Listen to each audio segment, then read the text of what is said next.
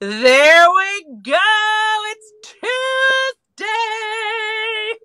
Welcome to Tuesday Tea Time. I'm Tracy. I'm Feisty. Hi, I'm Savannah Marie. And I'm Nicole. She's like, hi, I'm Savannah Marie. I have a voice made for radio. This is my anti-MLM voice. And a face made for a dumpster today, so... Jerry, fancy microphone. It's okay. I had to take my iPad to the dumpster. I don't know. Can I beef with Jerry for a second? Heck yeah! We'll wait for everybody to hop on. Ooh, this is going to be good. No, you just told me that we were going to do Clubhouse, so I got the app. I even found a desktop version of it for today, and then I didn't put makeup on my face. And then Tracy says, StreamYard! And I said, oh, fuck. Yeah. Fucking Jerry. No, I love that voice. That's the best voice.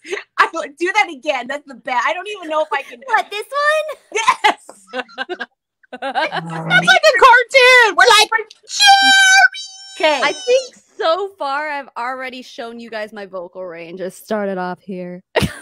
Yeah. It was very sexy and slow, and all of a sudden we're like, okay. Thank you. Here's the dealio, Missy. I said, you want to do tea time, which is then automatically known that we do tea time live on StreamYard. Well, see, that's what I thought. In the same sentence, I said, hey, you need Clubhouse. So I think that's how you got the two confused. I got very confused, apparently. So we're hoping to do an after party on Clubhouse. But first, we got to do the party. First, we got to have the party before we're going to have the after party. Okay, that's good. That's good. Yes, we do after parties. We have two very special guests, as you can tell. Miss Savannah is here for later in the program because we have a social media post from a well-known friend of the show, E. coli, explaining to everyone how to react if someone comes at you and tells you can't make money in your $5 jewelry business. But first, we have Miss Nicole. Nicole did an amazing video that Jerry wants to tell you how she found it and why Nicole is here. Because I'm all excited because, baby, today it's about the money. It's about the money. Although about the money. Although Colleen Nicole swears from now on for her it's not about the money after she did a shopping spree for Louis Vuittons and Gucci's. And they had the dust cover. They look real. And she better get in her mind it's not about the money anymore because you're going down, down, down. Okay, so we're going to talk a little bit about that too. I found, so Nicole had chatted with me a little bit regarding transitioning possibly from Paparazzi into like her own boutique. And I really didn't know who she was. You guys, I get like totally had an attitude with me. She was like, what do you want? I really know. So she gives me this long text message and she's like, so can I pick your brain? And I'm like, you want to give me some specifics here? Like you just want me to just lay out, I don't know, 13 hours of info for you. So I just said, can you give me some specifics? Because I'm super busy. But that's how we kind of connected. And you guys, if you ever message me, I got the time for you, but I don't got the time to give you like 13 hours. You know what I mean? Like that's not happening. You're going to have to go take a seminar somewhere or Google some shit. But is everybody so shocked that Jerry was not like, oh yes, let me sit down with you, grab a notebook. Yeah. I got all the time in the world for you. However, then somebody shared with me quickly after that, Nicole Fisher, her video about breaking down the finances of Paparazzi and what it really means when they say that you're making 45%, but you're not making 45%. And anybody who has ever followed me ever in the paparazzi world, I would constantly tell you to know your bottom line, that you are not bringing home 45%, even though your upline, such as Erica Cole, Monica Vaughn, and all these other dumbass nitwits will tell you you are making 45% because they have no business sense and they're fucking stupid. So when I saw, y'all, I'm on one. We didn't do tea time last Tuesday, so I am on fire. Okay. So I saw this video and I'm like, holy shit, have I never seen anybody break it down this specific before? Like specifics. I thought I had OCD. This girl is crack OCD. It's crazy. I think what you mean is detail oriented. Oh, gee, thanks. In the feisty kind of way, yeah. But then we started chatting, and she's my sister from another mister, man. She is freaking amazing. And her boutique name is the same name as my Indian motorcycle, which is Ginger Snaps. I gotta love her. Gotta love her. So she's gonna take it away for the first half, and you guys are gonna freaking love this. You're gonna love it. Okay, So go ahead. dope. Okay, so first I actually want to say I was only in Paparazzi for 1 year, and I never in a million years thought I would ever be asked to come on this show. So I'm honored to be here. And I have to say there is a consultant who I happen to respect, and I appreciate him very much. But when I told him I was leaving, and I know him from Clubhouse, and when I told him that I was leaving, he said to me, I hope not to see you on Tea Time.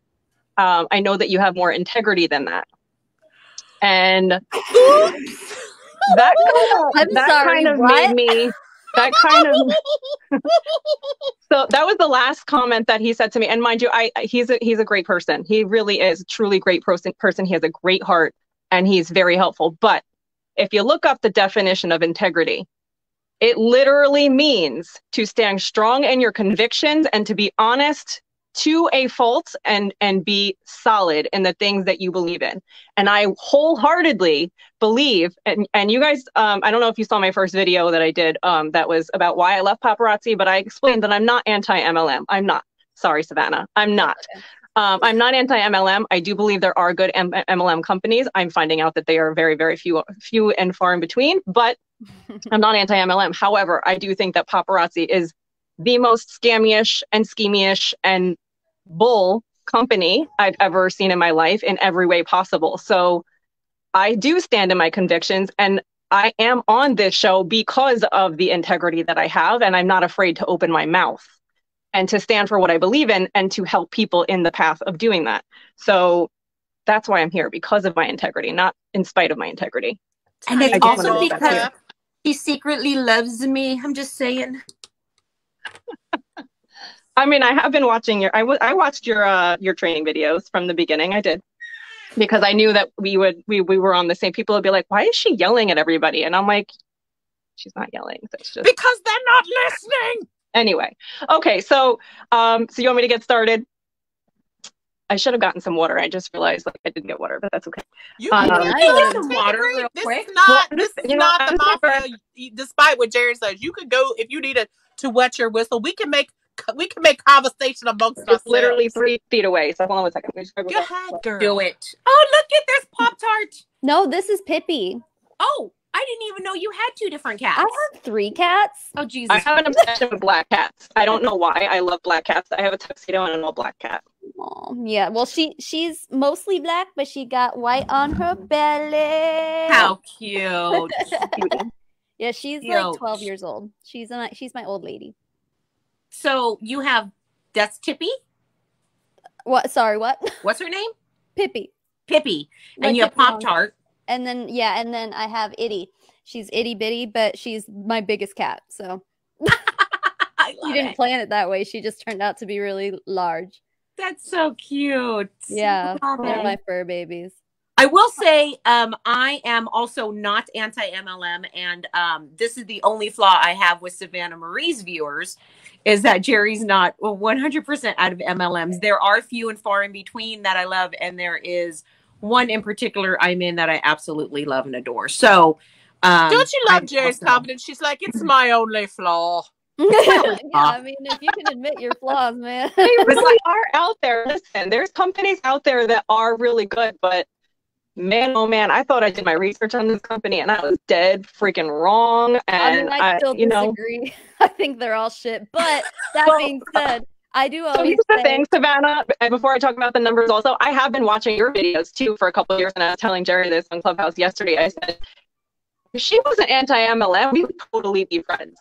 because I think you're cool as shit. But excuse me, I would say that Jerry and I are friends. We are very I good didn't know you. I just knew you from your videos. It's not like I ever talked to you. Anyone is in an MLM does not automatically mean you're my enemy. Like I always say, and I always advocate that I think that people in MLMs are all victims. And I know, like, it's hard to say, like, to people who are like, oh, I'm in an MLM, I'm not a victim, but that's what I personally believe. So it's all about the company. It's never about the individual.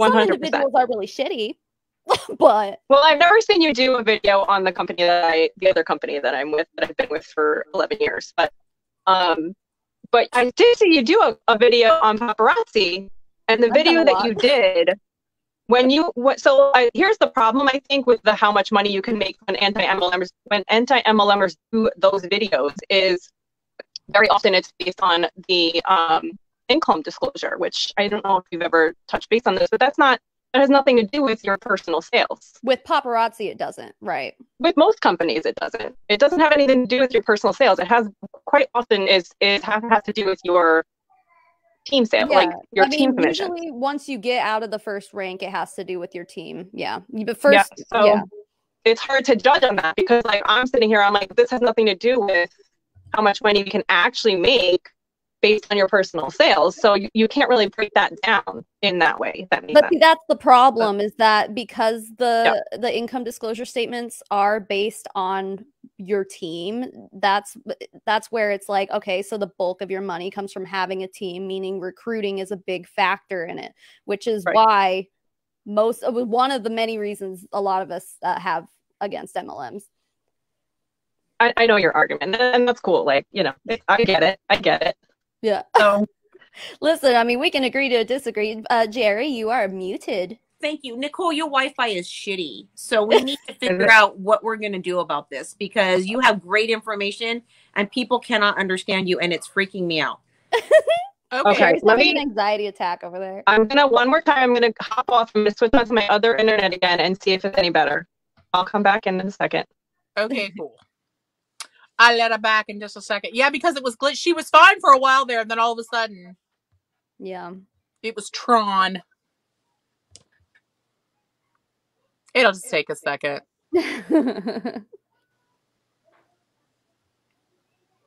You're muted again, Jerry. I try to be, because I have workers behind me, so I'm trying to be respectful. I think Savannah has done content on my MLM. I think she has, but on Ruby Ribbon, yeah. The RR you have, but I don't know if you have the other one. What's the other? Bellamy, right? Which is my fave. Yeah. I know nothing about Bellamy. I freaking love Bellamy. Now, and I don't want to turn this into an infomercial, and I'm not trying to recruit you guys, because trust, I don't ever train. I don't ever tell you to build a team. Just, hey man, if you love the product, use it. But I can't live without their product. It's so good. Like, it's what do they sell? All face stuff. It's face care. And if you look at videos of me 4 years ago compared to now, I've tried Botox like here and on my 11s, nothing. Bellamy, all my 11s are almost gone. And I never wear makeup ever. Love it. I mean, I've always also said, and I have a series on my channel where I try MLM products, and I've tried a lot that are not bad. Like, see, that's the thing, is like, and I always try to say, because people like to come into my comment section, it's like, oh my God, I cannot believe you gave them a good review. And it's like, I'm sorry, but MLMs are not about the product anyway. So it's about building your team and blah, blah, blah. Correct. So it's like, whatever. Who fucking cares at this point? Which I don't do, by the way. But I will send you some free Bellamy so you can try it. New series ideas. Sure, if you want to. You'll love it, because I'm actually, you'll love the product. It's so good. I mean, I'll try it. Shit, I've tried a bunch of other MLM stuff, so. I just sold my soul to the devil for this amazing glowing face. That's all. No MLM. Oh, that's what you're saying. I just turned 38, and I'm considering Botox for the first time in my life. So. Oh my God, I want Botox so bad. I don't really want to get it. I just have been considering it. Try. I'm just saying, try Bellamy first. That's all I'm saying. Hell no. You want to send me? I'm going straight for the Botox. I've done it. I've never even heard of it, to be honest. I know nothing about it. Botox did not do it for me. No. So your Wi-Fi is shit, Nicole. I don't know what to do about this. It's stressing me out. It's still, I don't understand. I never have an issue.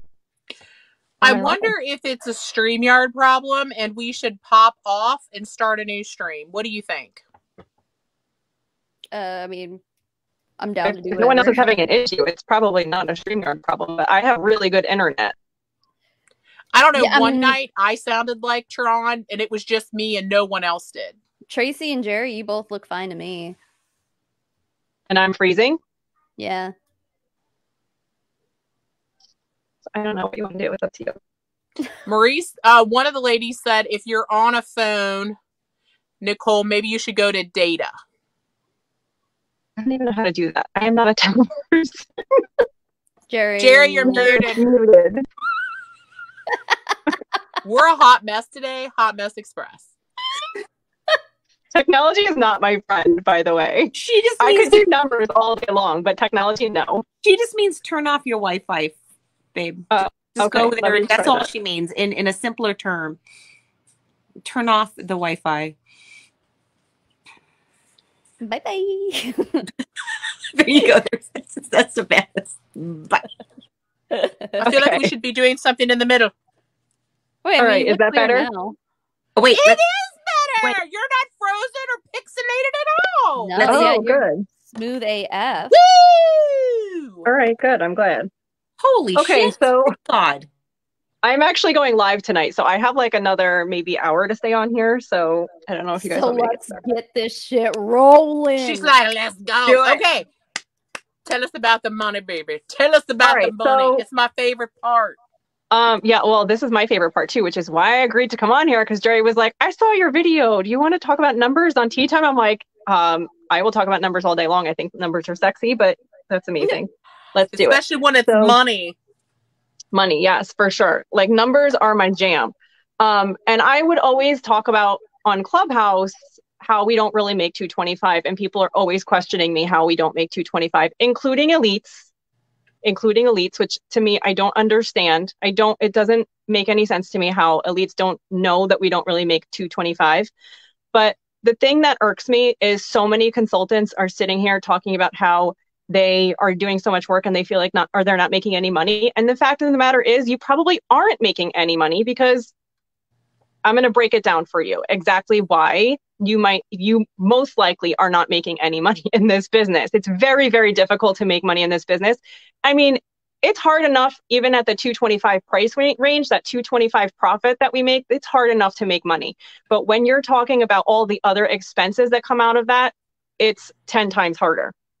So the first thing I'm going to talk about is buying from other consultants. And I'm just going to very, very briefly touch on that, because unfortunately, so many consultants are buying from other consultants and they're thinking that this is helping their business. So also, I want to also mention every single one of these examples is based on a 5-piece order, because I think that's about an average, right? Would you say that's about an average, a 5-piece order? So they're all based on a 5-piece order. Okay. And by the way, I'm also not an accountant. So just keep that in mind. I am not an accountant. This is not accounting advice in any way, shape, or form. But when you're purchasing from other consultants, I'm not going to do the math on this. You're actually paying roughly $1. This is an average, $1. You're not breaking even. You are not breaking even by I know a lot of people say, oh, I'm buying it for the same amount and then I'm selling it for the same amount. No, you're paying $1 per piece. That's an average. It's actually 99 cents to be exact.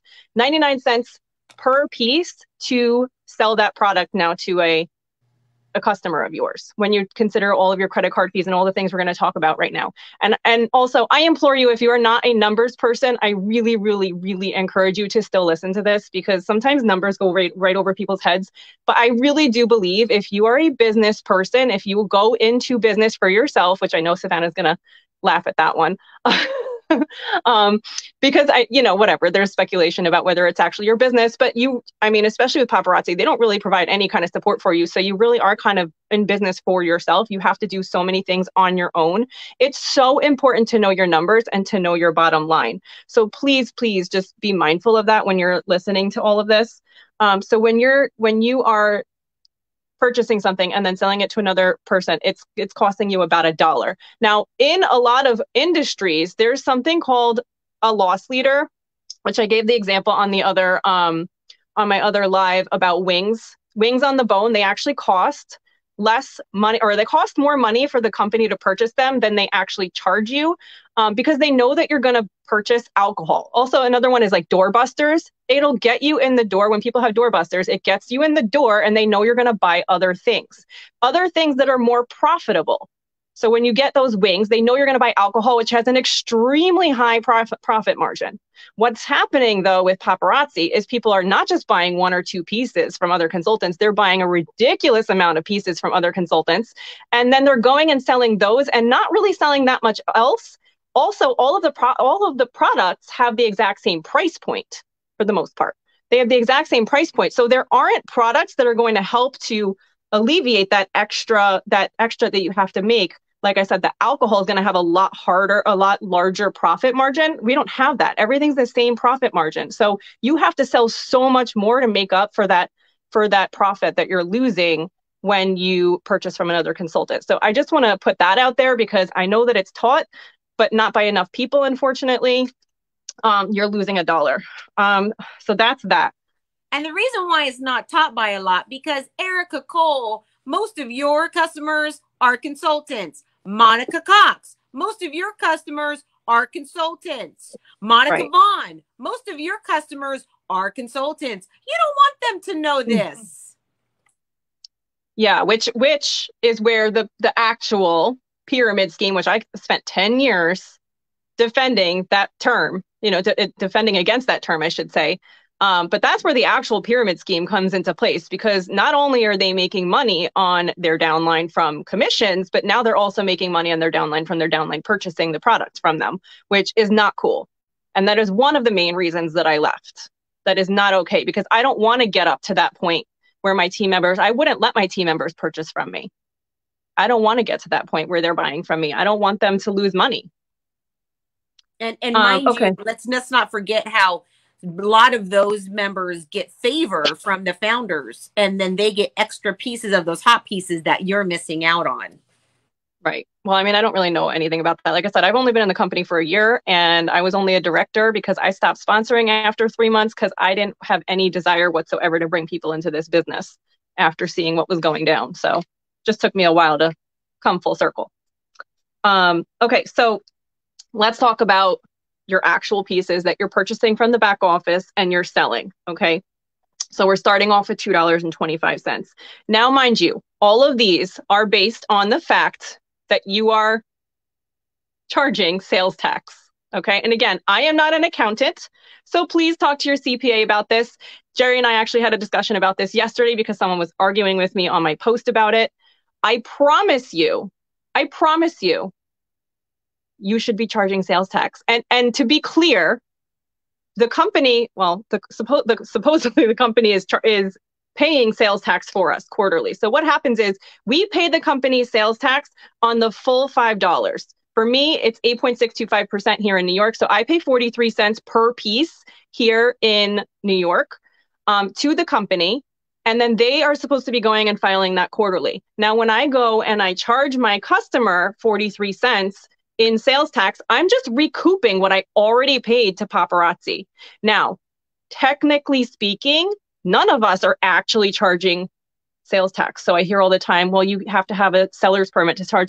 Which, by the way, I've never heard this ever in 11 years in direct sales. I've never heard this other than in Paparazzi. But the problem is Paparazzi won't freaking talk about anything having to do with the T word. It's like the devil word, because they don't want to have any responsibility for anything. Not only will they not talk about it, they know that misinformation circulates among different trainings that are posted by different elite uplines trying to help people. And I'm not trying to vilify them. They are trying to help, but they don't understand what they're talking about. And there's so much misinformation that people keep requoting as fact that it is super disturbing. Yeah. So this is what irks me so bad, because I would sit there and I would see people say, you don't need to charge sales tax. You're already paying it to the company. You shouldn't be charging sales tax to be more competitive. We don't have to charge sales tax. It's up to you. Like all of these things, you can't charge sales tax because, whatever. And some people are even talking to their accountant about it. But the problem is because Paparazzi isn't giving any information on what to even say to your accountant, people don't know where we even stand as far as that goes. And people aren't telling their accountant that they have already paid the sales tax. So their accountant, of course, is going to tell them, no, you can't charge sales tax. You don't have a tax ID number. I've never even thought about any of this before with Paparazzi, and this is fascinating. Well, so this is the problem. Yeah, I guess I always thought that there was just a standard that you just didn't charge it. So it's weird to me to hear that there are people like arguing about it. Like, yeah, you should charge. It's like, it's either you do or you don't, right? There should be a rule. Right. Wild. Well, so essentially when we're charging sales tax to our customer, we are just recouping. You're not technically charging sales tax in the sense that you need a tax ID number and you're going to go file quarterly, because that's being done for us. Hopefully. It's because you paid it to Paparazzi. So you're just. Correct. Yeah. Gotcha. Yeah. So you're recouping that. But the problem is, okay, so now if you're going and you're not charging sales tax, and here in New York, I have a really high sales tax rate. Like I said, it's 8.625. I think a national average is probably closer to around 7%. So that's 35 cents. 35 cents per piece is coming off of your $2.25 starting gross profit, which means that before you even get that item, or before you even sell that item, if you're not charging sales tax, your starting profit is going to be $1.90. $1.90. You're taking it down to $1.90. That's if you're at 7%. This is okay. Such a mind fuck, dude. Okay. It is. So now, the problem, so 45% profit sounds so attractive because a lot of companies in the industry are between 20 and 30%. So that 45% sounds so amazing until you realize that 225 is just such a tiny little minute number to work with, that you really need to watch your pennies so much. But because of the misinformation, people aren't making money. So that's the sales tax thing. Now, this is one of the biggest things for me that pisses me off. Okay. It makes me so mad. When you purchase from the company, we pay $5.95 shipping unless it is $100 or more. So that's 40 pieces. It's like 37 pieces, but whatever. 40 pieces, you get free shipping. Now, $5.99 shipping does not sound like a lot of money. But again, when you're talking about $2.25 starting profit per piece, it's a lot of freaking money. And you have a ton of leaders, elites, who have been in the company for many years, who should know better. They're telling all of these consultants, when you purchase 10 pieces in an order and you sell your Hostess Reward, you're going to make your money. That's basically you're paying 95 cents for your shipping. You guys, you want to talk about bad tax advice? This is the epitome of bad tax advice. But I would mention that on Clubhouse and I would literally, Nicole, you can't say that. Don't talk about it. Don't talk about it. And no one wanted to hear what I had to say because I'm not elite, right? So I don't matter. Nothing that I say matters. You're not paying sales tax on your Hostess Rewards. And a lot of people don't know that. And they don't know the implications of that if they do know that. You do not pay sales tax on your Hostess Rewards. Not to mention your Hostess Rewards are garbage anyway. So it's not like you're going to always sell them. But that's beside the point. So they're not all garbage. I got some good ones. But what, 1 out of 50? I mean, whatever. It doesn't matter. It doesn't matter. That's beside the point. That is beside the point. Okay. When you sell your Hostess Rewards, you are not paying sales tax. I don't care what your upline says. I don't care what your elite leader says. Okay. Ask your accountant this question exactly verbatim. Okay. Ask them verbatim. Can I sell items that I am not charging sales tax on, or I'm not paying sales tax on? Can I sell them? 150%. The answer is going to be no. I promise you. The answer is going to be no. You need to pay sales tax on those items. Now, here's the thing. I just want to make this clear, okay? All of our items, because I keep on saying are, because, whatever. All of Paparazzi items have the same dollar value. So you can sell your Hostess Rewards. You can put them up for sale. And if you happen to sell it, great. But you have to make sure that you're now giving away another item or accounting for another item as being a Hostess Reward and switching it out. Everything has the same dollar value, and that seems to confuse people. You don't necessarily have to keep them super separate, but you're not paying Hostess Rewards on those. Like if your sales exceed what you purchased from the company, then you're going to owe the government money on a sales tax on those items that are exceeding. The fact of the matter is, though, most people aren't going to owe the government on that because most people are buying way more than they're selling. Right. So that's where the little weird thing comes in with that. But anyway, so here's the kicker though, okay? So forget the fact that you can sell your Hostess Reward to pay for your shipping, okay? When you purchase an order when you place an order for 10 pieces, do you know how much comes out of your profit? 60 cents. That $5.95, I'm just rounding up from $5.95, so it's 59.5 cents, okay? 60 cents per piece is coming off of your $2.25. 60 cents per piece. That's a lot of freaking money out of $2.25. When you're placing an order for 20 pieces, that's 30 cents per piece. 30 pieces is 20 cents per piece. 20 cents. That's still a lot of money. Okay, the only time that you're not getting any money taken out of that, obviously, is when you have the free shipping. But I would say the majority of consultants are probably placing 10-piece orders. Would you guys say that is accurate? 10-piece orders, mostly because you're getting that training from your upline to do that. And because of the structure of the company to really push us to feel that like FOMO, where you have to get those hot pieces. So they're going in and they're placing 3 orders for 10 pieces each. And they're paying $18 in shipping for 30 items. That's insane. That's insane. So that's that. So now you have the shipping from the company. You have PayPal and Square fees. They're both the same. Okay. A lot of people don't know this. You're paying 49 cents. This is the current right now in, what are we in? December 2021. Current fees right now, they just went up a couple months ago. 49 cents per invoice you're paying, plus 3.5% of the overall total. Okay. Which doesn't sound like a lot of money. But again, when you're starting with 225, go ahead, Tracy. But I wanted to ask just give us some reactions. Did you all know you were paying that much money just to send an invoice to your customers? Do people even know that? I can't see comments, so I don't know. I know. I was waiting for people to send reactions up because when I used that is another hidden fee that if you bring, people will use to fight about whether you should use Square or PayPal because of the shipping cost difference. You know, some of them give you a shipping discount, some of them don't, and they thought one was better than the other. No one ever talked about the fact that it costs you 50 cents to send an invoice. So if you invoice after not to send every an invoice, show, it's once they pay it. It's not to send it.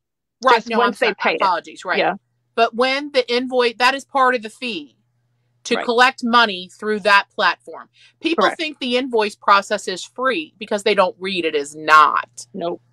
It's not. And again, here's another one of the problems. People are invoicing, they're shipping once per week, but they're invoicing every single live so that they can recoup that money so that they have money to purchase new releases the next day. Right? So when you're invoicing for one piece on Monday night, that's 50 cents out of that one piece. When you're invoicing for, 2 pieces the next night, that's another 50 cents. That's 25 cents per piece. Like every single time you send that invoice, that's a lot of money. That's a lot of money. Right? So that's another thing. Now, this is again based on 5 pieces, average. And this is if you're invoicing once per week, it's 28 cents per piece is coming off of your total. 28 cents per piece. Okay. Now you have shipping for you. You have to ship the items to your customer, right? And I've asked many people this. People are all over the place with shipping. And I feel like a lot of people feel that they have to be competitive with other consultants and charge the lowest shipping, right? Like, oh, what threshold are you doing free shipping at? Is it going to be $20? Is it going to be $30? Is it going to be $50? Are you going to charge $3 for shipping? I know there's a lot of people still at $3, $3.50. I don't know how. I don't know. The cheapest I can ship for is $3.87. And that's on Pirate Ship, by the way. That's the cheapest one there is. If you're going to the post office, you're losing way more money than that. Let's just say you're charging $4 for shipping. My average package, you can look on this, by the way, if you're using one of those, there was a report you can run. You could see what your average shipping cost is. My average package is $6.40 right now, and I'm only charging $5.50 a week. Yeah, it's a week. I invoice once per week. So I'm already losing money. But if you're charging $4, and your average package shipping is $5, you're losing another 20 cents per piece. You're paying another 20 cents per piece based on a 5-piece order. So all of these things add up so much, and you're wondering why you're not making any money. Okay. And I also do want to mention this. I know that not everybody has this, but some people swear by it. And I mean, I think comments sold is such a great product. Well, I mean, I've never used it before, but I know it has its ups and its downs. I think it could be a great product. But if you're using it for this company, it doesn't make any damn sense, because the cost does not justify what it does by any means. So I'm just gonna, because a lot of the elites tell you that you should be doing 1,000 pieces, which is $5,000 in sales before you consider comment sold. If you're doing that based on 1,000 pieces, including the monthly fee and then the percentage they pay, it doesn't matter which plan you're on, it works out to about the same amount. It's another 30 cents per piece. 30 cents per piece based on 1,000 pieces per month you're selling. So like 250 pieces a week, which is about what I was selling. I'm still selling that now that I'm trying to get rid of everything, but 250 pieces per week. You're going to take off another 30 cents per piece. So I'm just going to break this down and tell me if this is backwards, you guys, because I don't know if it's backwards. It looks fine to me. Okay. So it's just everything that I just did, but I know that some people are visual learners, so I just want to break it down on paper, okay? So all of the things we just talked about based on overall 5-piece order, 8 to 13 cents per piece for shipping and materials. Like, oh, I didn't even talk about your shipping materials. Your envelopes and all of that stuff, by the way, costs you so much money. And I see people are like, oh, I'm going to put an inspiration card in here. I'm going to get these beautiful, fluffy envelopes with the butterflies and the this. And then some people are like, I think our packaging looks cheap. I'm going to buy my own Ziplocs. And I'm like, that's great. That 3 cents, that's eating into your profit. That's fine if you want to do it. But again, it's eating into that $2.25. For people who repackage everything in these little fancy forget bags. about those. Forget about the organza bags. They're so expensive. Mm-hmm. If you're making more than $2.25, they're great, but you're not. Right. Okay, so 8 to 13 cents per piece. We didn't even talk about that. Now we touch base on that one. 0 to 60 cents per piece for shipping from the company, depending on how many pieces you're doing per order. You have another 28 cents per piece in credit card fees on average.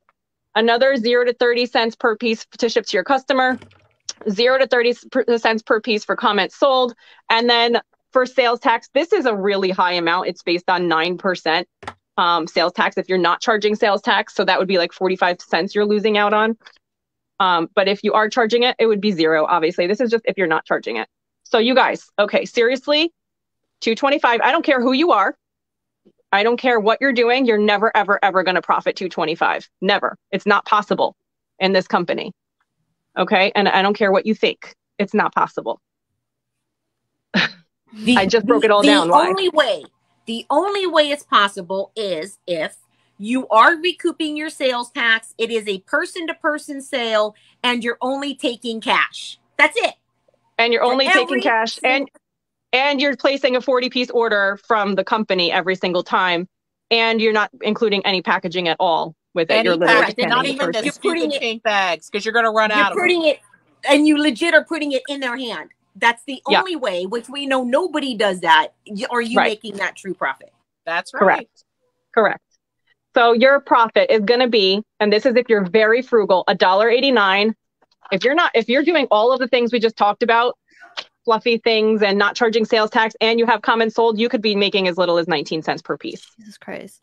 Can I ask for a clarification on the comment sold thing? I know that's like what they say when they buy stuff live. I just wanted to know like what that number is. How much it is? No, like what is it referring to?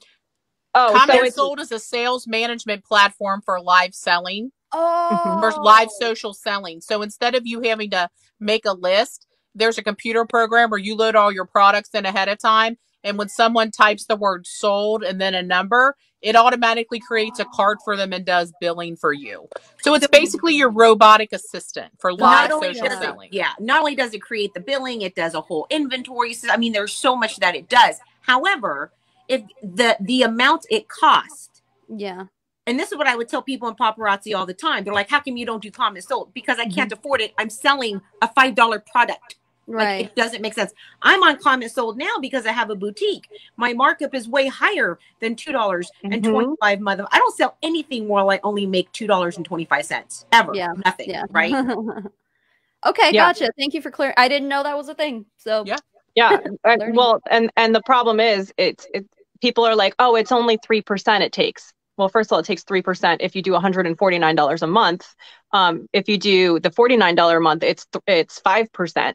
And 3% and 5% doesn't sound like a lot when you're taking on off of 45%, but it's not, we're not really profiting 45%. right. I Yeah. would say most people are in the middle here. They're in the middle of this range, here. So it's probably closer to about $1 to $1.25 per piece, I would say. And that's on if average. you don't have to account for breakage. So a lot of jewelry arrives broken and can't be sold at all. And if you take most people don't take the time to send it back. So there's another per piece fraction that, like, if you buy 100 pieces and 5 of them are broken, you've got to take the percentage of your loss for that out. Or you don't check it in time. Many. That's like in a perfect world. That's the minimum amount that you're going to, or the maximum amount you're going to get. If you factor in things like breakage and your own marketing materials because you're trying to build a brand, it gets so much more expensive. If you here's the thing. Something that's broken and you send it back to Paparazzi, do they make you pay shipping? You don't have to send it back. You don't. Yeah. So this depends. You don't have to send it back. But check this out, Savannah. They give you 3 days to file a claim with them, and it's all done electronically now. Before it wasn't. You had to actually fill out a piece of paper, but now you can do it. But in 3 days, okay. So let's say I get a package dropped, and I'm busy the first couple days, and I'm going through my package. I got to inspect every single piece of jewelry. I have now 1 day left, if I'm lucky. And mind you, some people let it sit for 3 or 4 days before they. It's a shit show. They do this base that they don't want you to report. And if it's jumper links or you can E6000 glue the stone back, you have to fix that. So there's more time involved because Nicole's going to get into the time. We haven't even covered how much you should get paid hourly yet, right? So then you got to manually fix all this bullshit that you're getting broken. Wow. Okay. Yeah. So it's an interesting, and a lot of times you don't even sell the jewelry until you're not even so you won't even notice that it's broken until after, like days after. So here's the thing. So we're profiting $1.89 to possibly even as low as 19 cents. Like I said, that's a very, very low number, but it is possible. It is possible that that's happening. Plus your time, you guys, your time. So Jerry just mentioned, I didn't mention your time. Seriously, when you look at how much time, $5 jewelry, you have to sell so much. There's always so much jewelry coming in and so much jewelry you have to sort through and so much jewelry, so much time to set up your lives and so much jewelry. Then you have to go live and then you have to break it all down and put it all away. And then you have to ship it out and count your bins and then invoice. And then it's way more time than I ever imagined because there's just so much to make any money. You have to sell. And like I said, I was only selling 250 to 350 pieces a week, which I'm still doing, but 250 to 350 pieces a week. And I'm like, I don't have time for this. Your time is the one commodity that you cannot get back. So that I feel that's the one thing that people don't value enough. They just worry about the dollar amount. That's the one thing that you should be worried most about. That's the one thing you can't get back. So think about that. When you become moderately successful and you're selling 250 pieces of jewelry a week, you're making on average $300. But here's the thing though, you're not most of the time you're not. But you're making $300 for about 35 to 40 hours of your life. That's waitresses' basic salary without tips is more than that. Oh, I used to make more than that in a night. No, I'm saying we in Kentucky have a basic hourly wait that wait staff gets, and then they're allowed to collect tips, of course. Gotcha. And it's something minimally. It's really like half of minimum wage or something really horrendous. In Arizona, it's not even that or something. I think it's like 5 something or 6. I haven't worked in the restaurant industry in a long time, but yeah, it's not a lot. And what do they use the most to recruit these people, right? They say that this is a way for you to spend more time with your family. And every single ex-paparazzi consultant who really talks about the truth of what they lived when they were in paparazzi is how overwhelmed they were with 0 time, didn't see their kids, didn't see their husbands, looking into divorces. And I lived it. I had 0 time. And so that whole thing to catfish people into this bullshit, it's bullshit. And another thing that somebody in the comments brought up is the secondary costs. And I want to read this one because I think it makes a lot of sense, because this is something most people do. Do we account for internet, phone, or service? There's so much more. Do you feel you need your nails done, your hair, etc.? Because we are constantly being told that we have to look a certain way, dress a certain way, have good internet, you know. And I do realize that it is possible to have home-based parties. You're still not gonna roll up there from the gym sweating through your leggings and throw some jewelry on a table. Ew. You know what I'm saying? Like, you're going to get dressed. You're going to have your clothing is going to be hopefully appropriate. You're going to look nice. You're going to do your hair. You're going to use makeup. You're going to do all the things. Some of us work from home and only do that stuff to go live. So it is another cost. But it you is, because also you're on a show. You're on camera, basically. You have to update your cell phone, because you're going to be using your cell phone. You have to update your Wi-Fi. You have to get ring lights. You have to make sure that your lighting is good. You have everybody knows I have a lot of Sharpies. You have to do your Sharpies. You have to do your Post-it notes. You have to do your labels.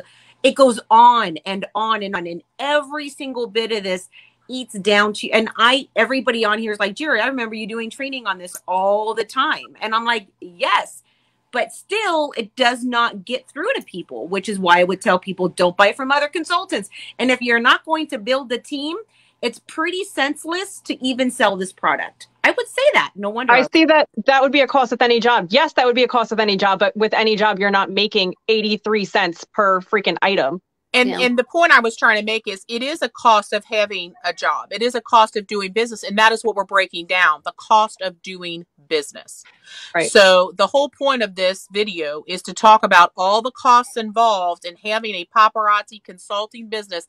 If you only sell jewelry, can you make a profit? Your comment is absolutely accurate, but it is a cost of doing business. And that is what we're talking about. Mm-hmm. Yeah. And let's not also, I asked Jerry if she wanted me to touch base on this yesterday also. Let's not forget, a lot of people, I was one of them, are doing a ton of vendor shows. And those are a huge investment. When you talk about all of the display stuff you need for vendor shows, well, I mean, don't forget, I mean, all this crap too is expensive. The what the hell are these called? The pegboards and the hooks and all that, they're not cheap. Not to mention you have to hire someone, typically, if you don't have a handy husband like mine, to build it for you. But for shows, you have to get all this display stuff, the tablecloths, the tables, the hooks, the flip boards, or whatever you want to call them, like the bracelet stands, like all of that stuff is really expensive. If you're going to do a lot of shows, like over time, you'll maybe make that back, but it's so expensive. But here's the thing though, a lot of people, I see this all the time. I actually sent Jerry a screenshot of it, because someone's like, oh, I don't know. I don't think I sent you this one, actually. She's like, oh, I did $100, or I just did a show and it cost me, I think it was like $35, and I sold $101 in product. This stuff really does sell. And I'm thinking, you sold $101 in product and you spent $35 on the show, and you're happy about that? Because they don't do math. And I can guarantee you, because I know for a fact, most people are not charging sales tax at the shows, because you're not going to, if someone's paying you cash, you're not going to sit there and be like, it's $5.43 per piece. No, you're just going to be like, hand me $10 for 2 pieces, right? I get it. It's easier, but you're losing so much money, and you're giving it to them in a plastic bag and whatever else, right? So your profit at a show is probably closer to the $1, maybe even 75 cents per piece.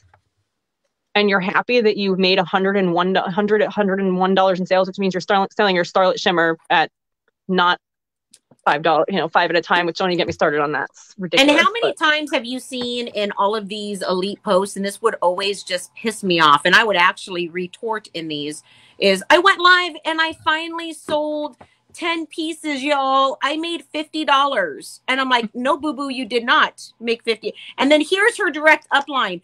Yes, girl, this works. I'm so glad that you're bringing home the money. Cha-ching, cha-ching. I mean, we see this in a lot of MLMs, though. That's not just like a paparazzi thing, but yeah, generally it's like, hello.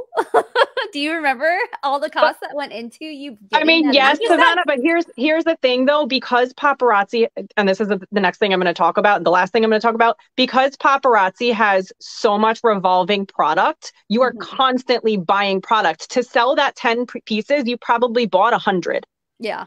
Whereas with most companies, there's a catalog that's there for spring, summer. There's a catalog it might change add a couple products here and there. Not with this company. You are constantly buying and rebuying and rebuying. So it's to sell those 10 right? pieces, they come out with 5 days a week. Yeah. 5 days a week. So how much did you have to invest to sell those 10 pieces? Because that's where it gets really crazy, which I'm going to talk about. Okay. Well, that's also how so many people in paparazzi are sitting on thousands of pieces after they leave that they'll never be able to sell. Hi, Tracy.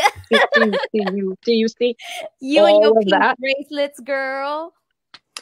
I want to point something out because it has been coming through the comments quite a bit.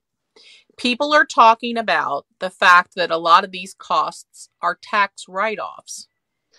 Tax write-offs just mean that the government allows you to take credit for your costs.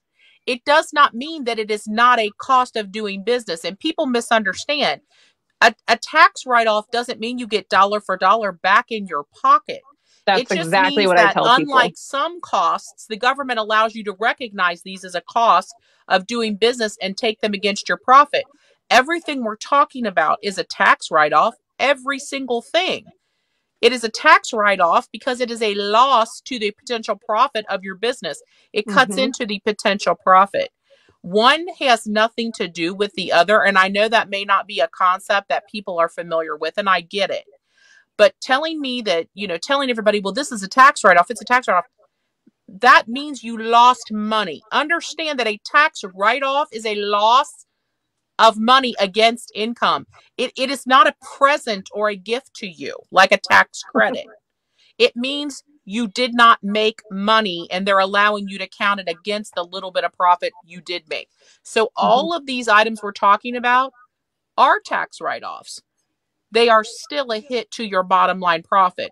What the numbers Nicole is representing is your actual money made selling pieces of paparazzi jewelry.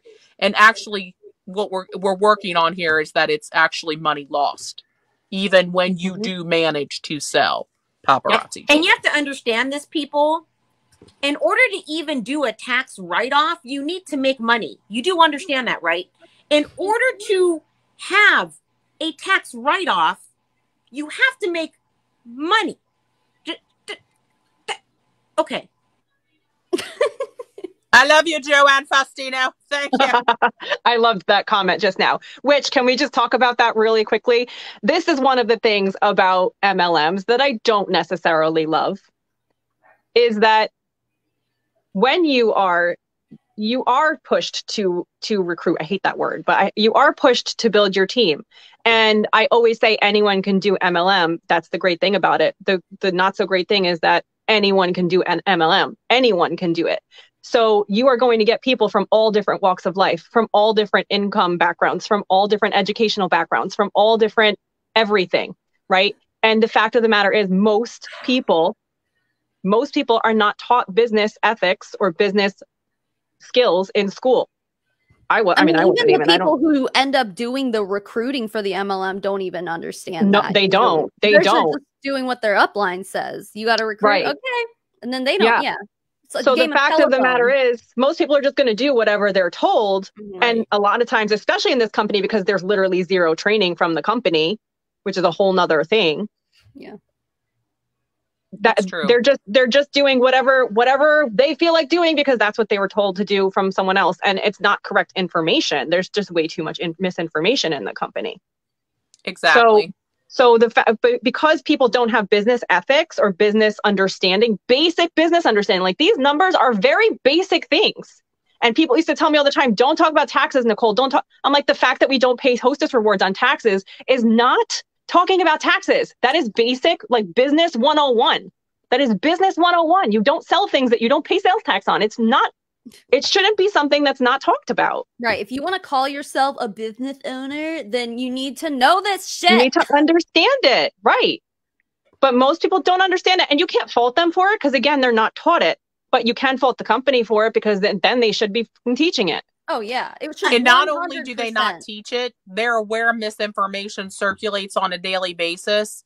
And their silence means that they're complicit with that misinformation being touted Correct. by these top leaders Yeah. that are held up as examples of what you should aspire to be in paparazzi.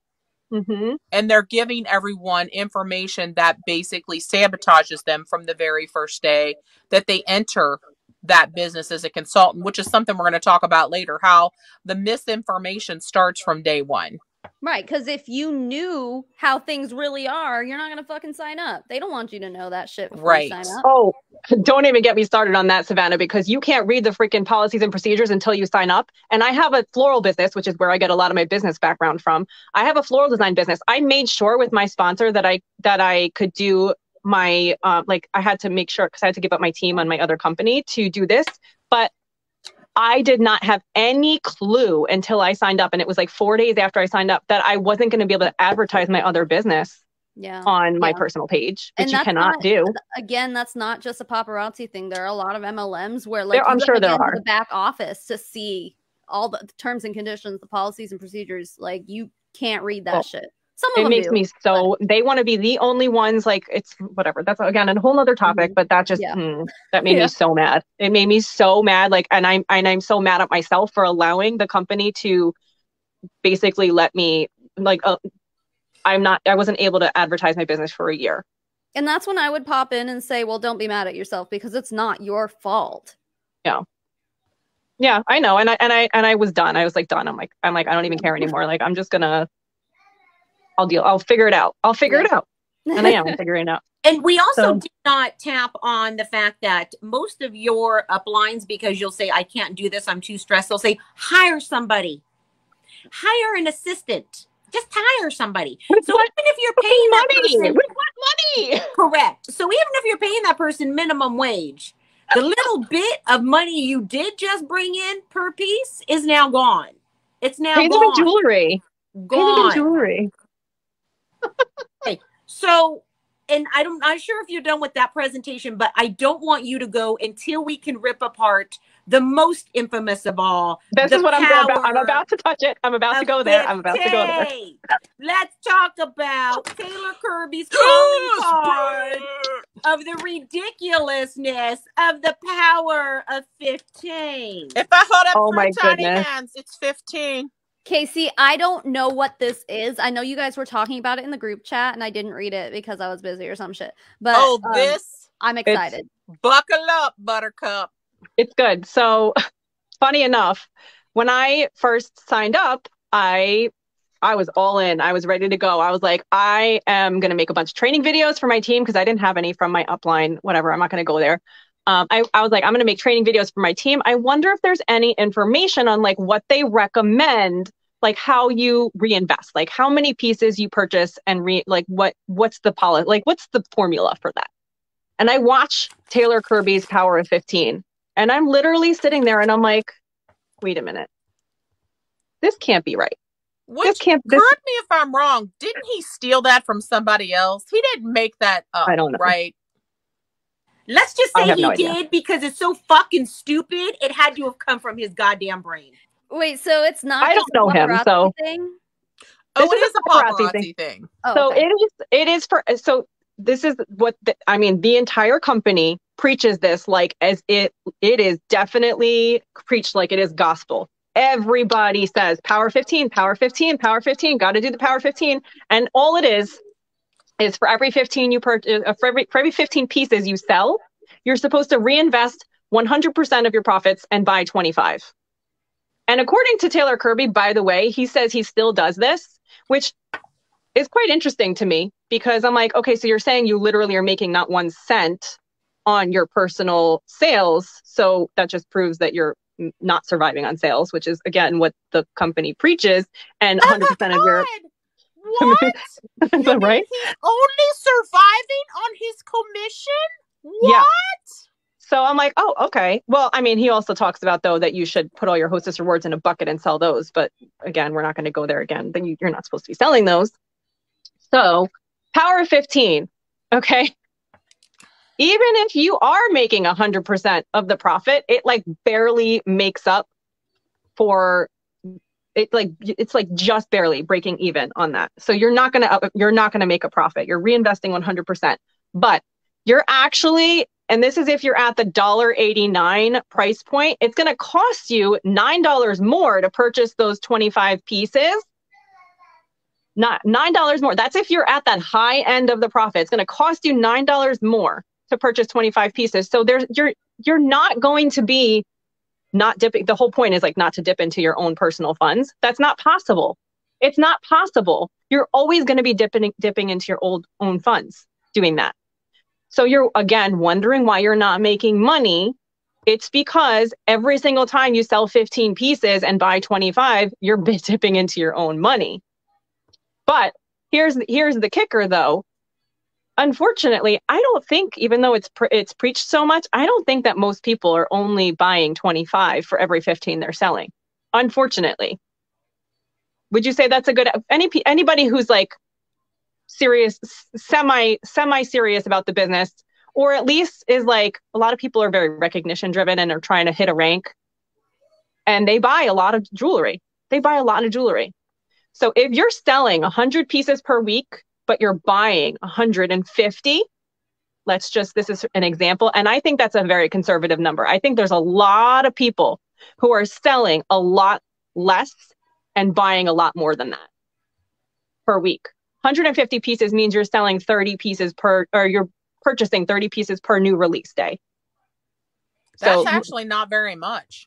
It's not. So look at what your actual ordering is like and what you're selling is like. And if you don't know what you're selling every single week on average, that's a problem. You should know that. You should know what your number is. So I use an app called Goal Tracker. Well, I did use an app called Goal Tracker to do that, but you should know what your weekly goal or what your weekly sales number is, and look at what your purchasing is and do the math and figure out what the difference is. So I did the math on if you're purchasing 150 per week and you're only selling 100.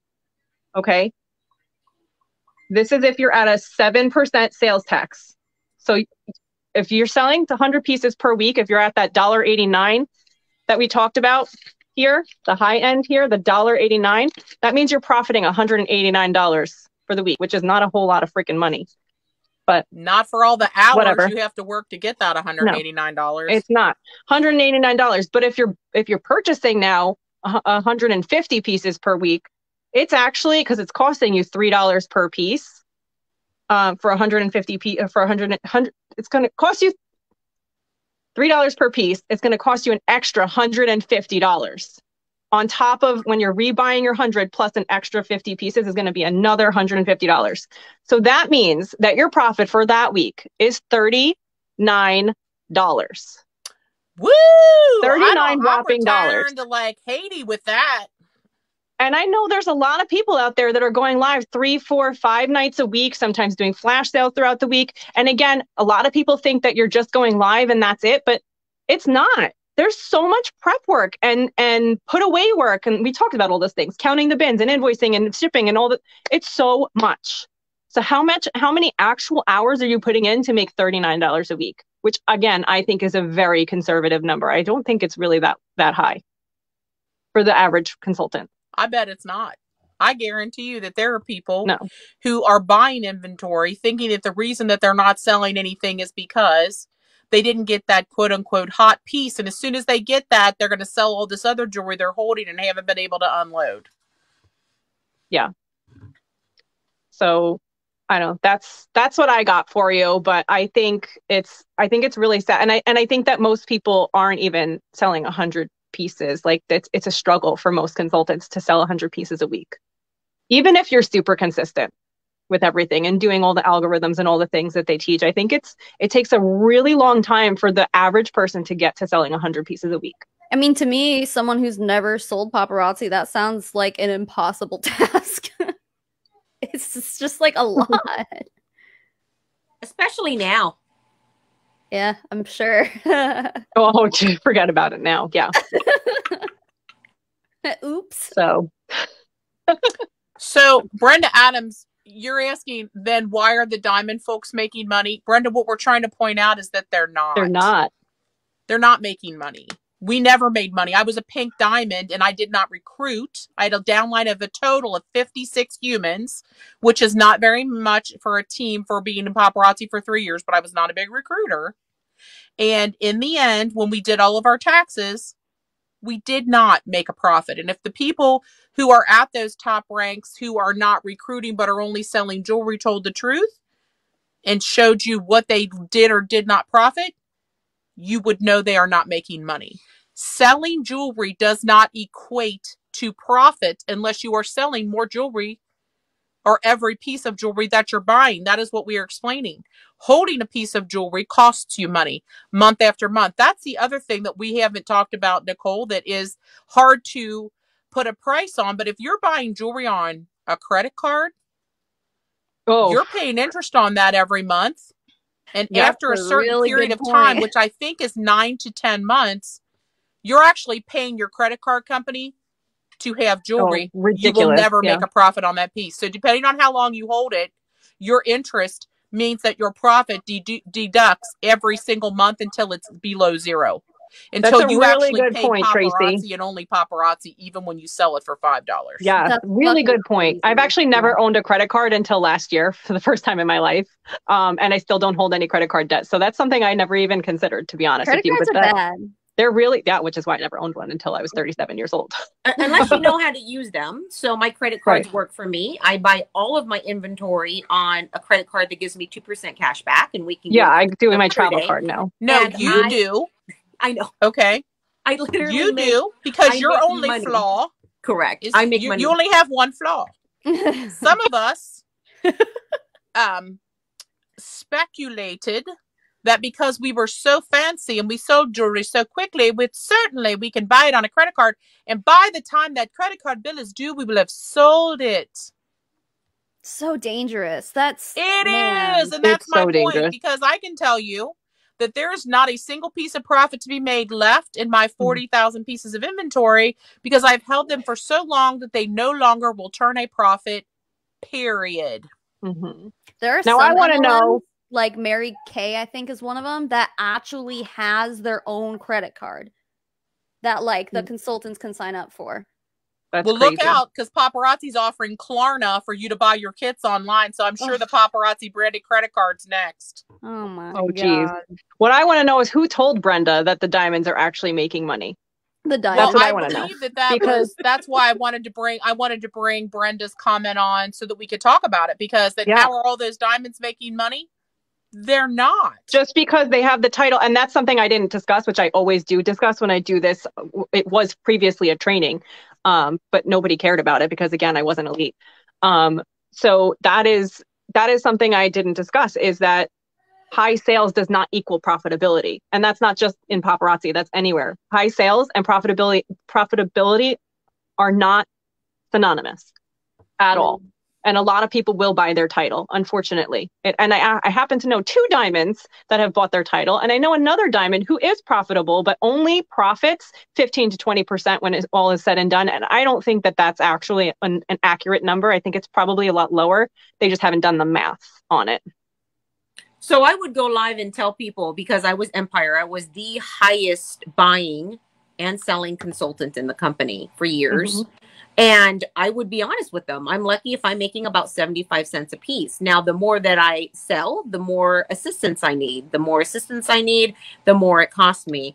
The more that those tax write-offs come in handy. However, my whole front, and I would tell people this all the time, my whole front on high sales and getting those ranks is building a team. If you are not going to build a team in paparazzi and be in the top 1%, meaning of elite and above, you are not going to bring in enough commissions to even see a profitable turnover, which means you now have to be a lying, skanky piece of shit, which I was. However, it was about 2 years into the company, I realized how vile it was, and I was sick with myself. And unless you're willing to do that, Nina Garcia, Monica Cox, Monica Vaughn, Natalie Hadley, Call them out, Cole, Terry.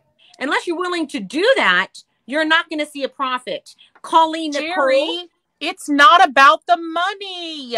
Colleen Nicole buying Gucci's and Louis Vuitton saying it's not about the motherfucking money.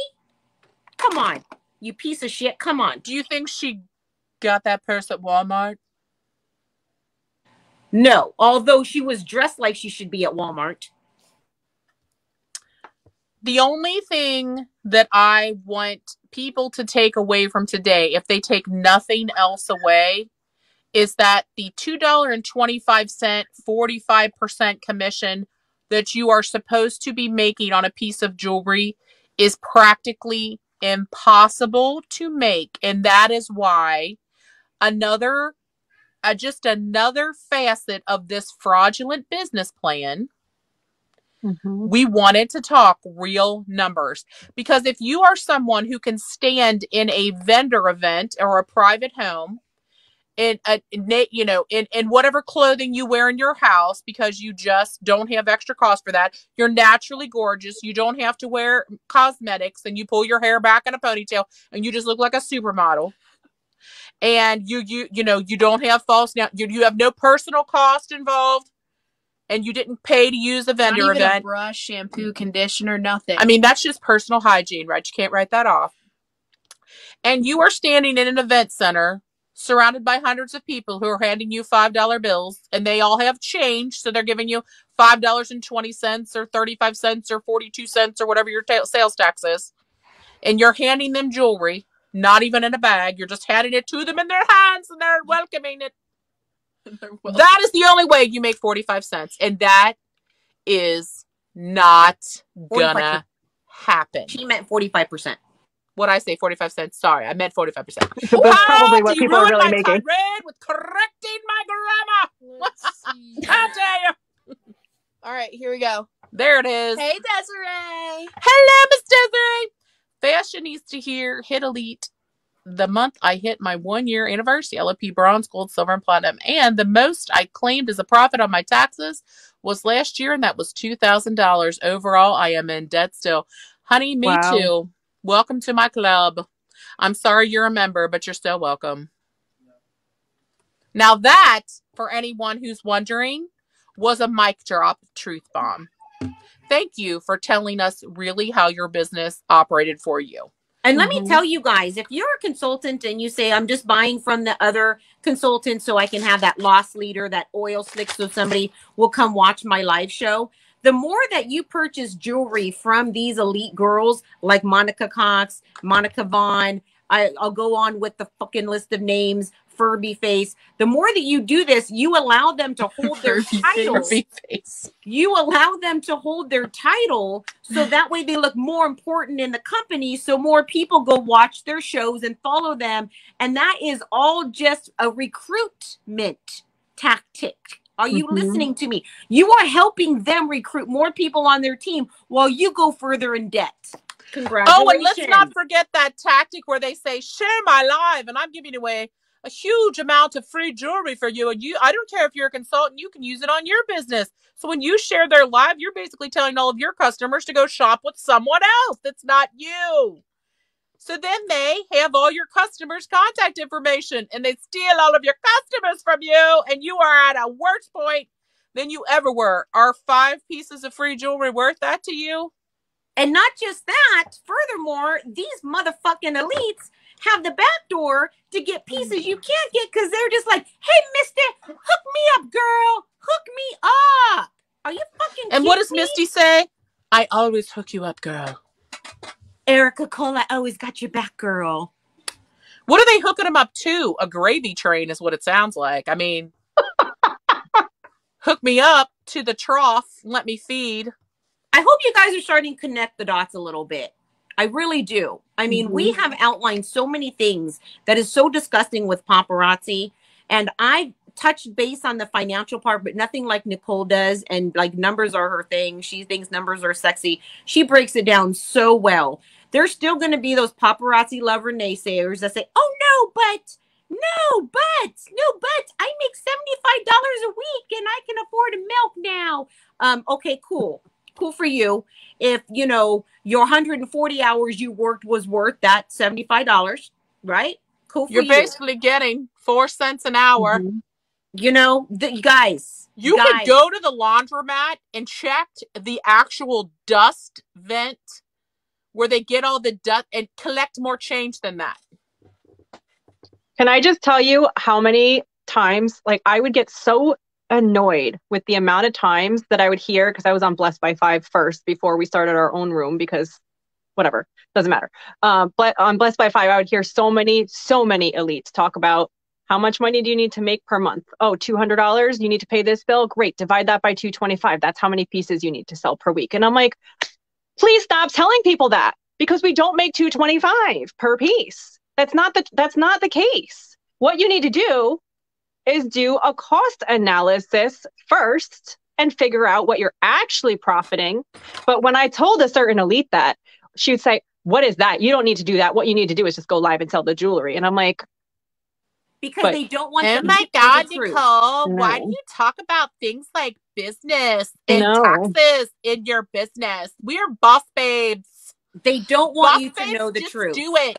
No one cares. Work harder. Angry. It makes me so angry. It's like either they are completely clueless, and I can't speak for everyone, and whatever. I don't want to like talk, like I don't know most of them. I don't know really any of them other than from Clubhouse. But when you're teaching incorrect information, like correct, that's not helping anybody in the long run, and people are going to get into trouble with whether it be from credit card debt or they could even pay fines or do even jail time for tax fraud. I mean, that's probably very unlikely with the amount of jewelry that people are selling. There are several but it's possible. I know, former paparazzi consultants who are under audit by the Internal Revenue Service right now. Yeah. Yes. So it is not, that is not an exaggeration in any way, shape, or form. It's not. And furthermore, and I'm just going to say it, during this investigation with the them getting audited, they have reached out to look to see if Paparazzi has been paying their sales tax quarterly like they're supposed to, because they're collecting it up front, and there's no record of it anywhere. Did you hear me?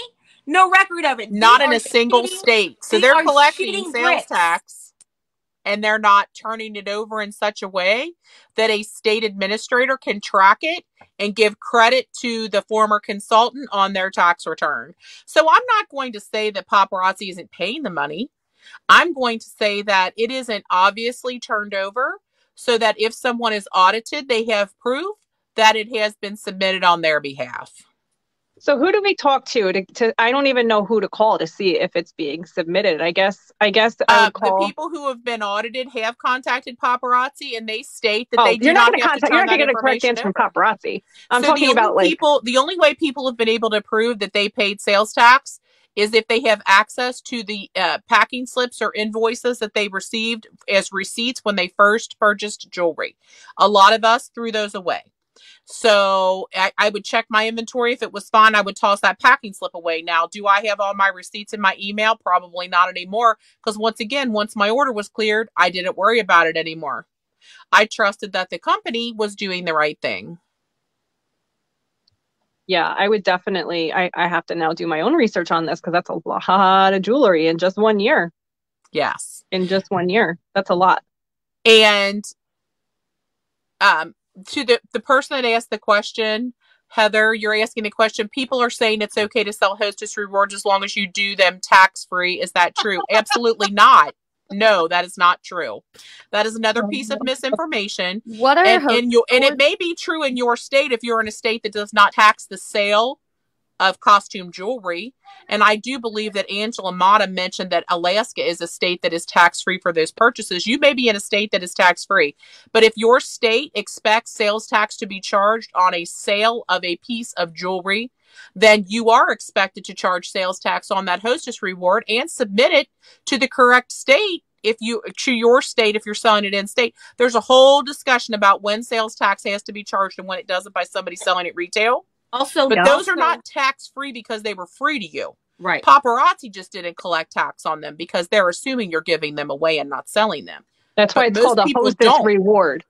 Right. And not to mention that when you do sell Hostess Rewards at $5, that is now a different profit margin. You have to reflect that on your taxes accordingly. And Savannah Marie, a Hostess Reward is every 10 pieces you buy, Paparazzi gives you a free piece. They call it a Hostess Reward. Oh, okay. Gotcha. And then when you Which reach is- a certain purchasing level for that next year, you get 2 free pieces for every 10 that you buy. Okay. Gotcha. So it's an even bigger pile of problems. But so they make it look like it's like, look at you get to make $5 profit if you sell Right. this. And which is they're one of the things that random. drew me to the company. And then It's I not didn't your realize we were paying choice. sales tax on them. It's not like you buy 10 of item and they just give you a cash rebate back. You don't get it. You get it's like bullshit confetti. They collect a pile of bullshit confetti and then they mail it to you and you're supposed to say thank you. Oh, so it's like the pieces that no one even wanted in the first Correct. place. Yeah, she It's the got it stuff right that's left away. over that didn't sell. Yeah. Not completely. Can we also Now- talk about, though, that you don't pay sales tax on your life of the party pieces, which is yet another thing. Life of the party pieces, Any and freebies Hostess that they give Rewards you? are a huge area of sales tax exposure for most vendors that they are not accounting for in any way, shape, or form. Yep. So here's the thing. So many people are selling their life of the party pieces that they're getting. And they're not, and you're not, your sales are going to exceed what you purchase at some point if you're doing the business correctly and you're not overbuying. Correctly. So you have to, well, that's the problem, is that most people aren't doing it correctly because a lot of people unfortunately get stuck in the customer mindset. They get stuck in the FOMO. They get stuck in the draw of all the pretty things, and they just keep on buying stuff and they're not selling it. So, I mean, if you're actually working this business in the way that you're supposed to and just reinvest what you purchase, I mean, if you're in a growth phase, you're going to buy a little bit more, but you're not going to buy a lot more to buy a rank or whatever. Then, your sales are going to exceed what you purchased at some point, if that's the case. And just because you decide to do tax-free, if you decide to do a tax-free night, by all means, go ahead and do that. That doesn't mean that you don't owe taxes. Correct. You still have to pay the sales tax on it. You're just eating the cost of it. Right. Yep.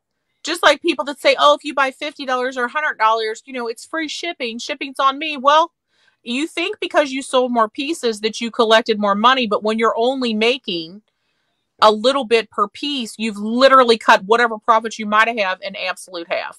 Yep. Correct. So thank you, Nicole. I would love for you to, I don't know if you want to stick around for the second half because we're going to shred Erica Cole. My favorite part. I'm actually going to hop off I'll watch you guys, but I will hop off. I'm going live in an hour. So it was very nice joining you. Of course. For your very detailed and thoughtful analysis, because I do believe people hear, people listen differently to different folks. And we may have said these items before, but the way you explained it is so succinct and makes such practical sense. I really, really appreciate that you came on and did this for us. No problem. I'm happy to do it. I will talk numbers anytime. Anytime. Hey, it's my love language. All right. Have fun. Me too. Have fun, ladies. Thank you, Nicole, very much.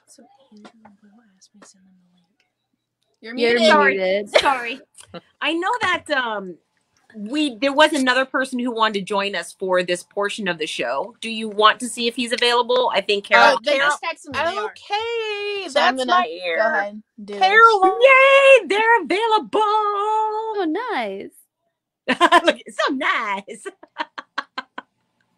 Those of you who don't know, if you hopped on later, this is Savannah Marie. Savannah Marie is she's freaking amazing. I freaking love her. Amazing. She's done a couple videos on Paparazzi. And her and I connected when she did the video about me going live with Paparazzi about the convention, and it was a very passionate video, to say the least. Yeah, we were both in tears, no big deal. And so she took that video without contacting me. She took it, which was okay, and I messaged her, and she kind of blurred out my face, and she recovered that whole thing, which it was amazing. If you guys want to go take a look at that, because Facebook deleted it off of my Facebook, but she has that captured. Most of it. Most of it, not all parts of it anyway. Yeah, she did a really good job. She's I will say, I cut out a lot of you talking to people in the comments, and like I was like, the last like 30 minutes of it is not in that video because it was just Jerry just like going off. I was shredding people, Yeah, shredding you them. were. I decided to cut it out of the video. So though, pissed. At this point, I wish I didn't because now it's gone forever. But... Yeah, it's gone forever, and it's a bummer because it was one of my finer moments. And it was my very first time I really truly went live and let it all out. Like I was so angry. But she's amazing. She is.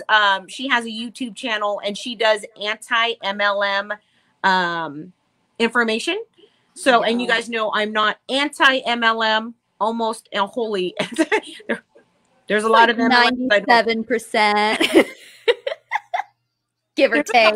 There's a couple that I love still, but she's amazing. So you guys can follow her as we're waiting for our next guest to come on. While we're waiting, I'm gonna go grab some wine. Woo woo! I'll be right back. Woo!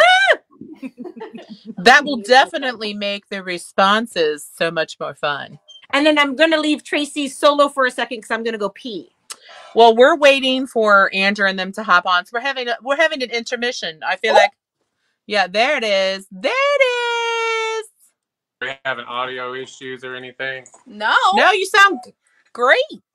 Sorry, we just got off the road. Is your car fixed? Yeah, we just had to have servicing done, and it ended up taking like 4 hours. Okay, so everybody's getting reset for.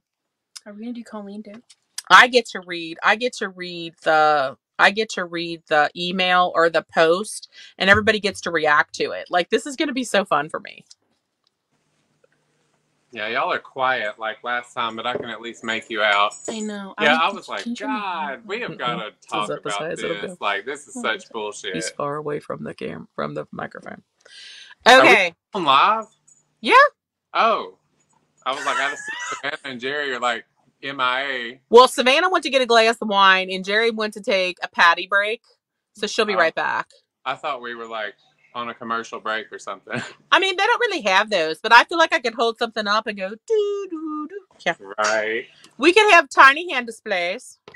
Are you kidding me? We have tiny hand high five. We have tiny hand A-okay. We have tiny hand peace out, bruh. Or rock on. And tiny hand F you and your mom and your sister and your job. Yeah. So tiny like hands are coming to Bluegrass Bling. I've ordered a bunch of tiny hands. So I'm very excited they're coming. Let me pull up the email. Hi. Hello, Will. This is such good.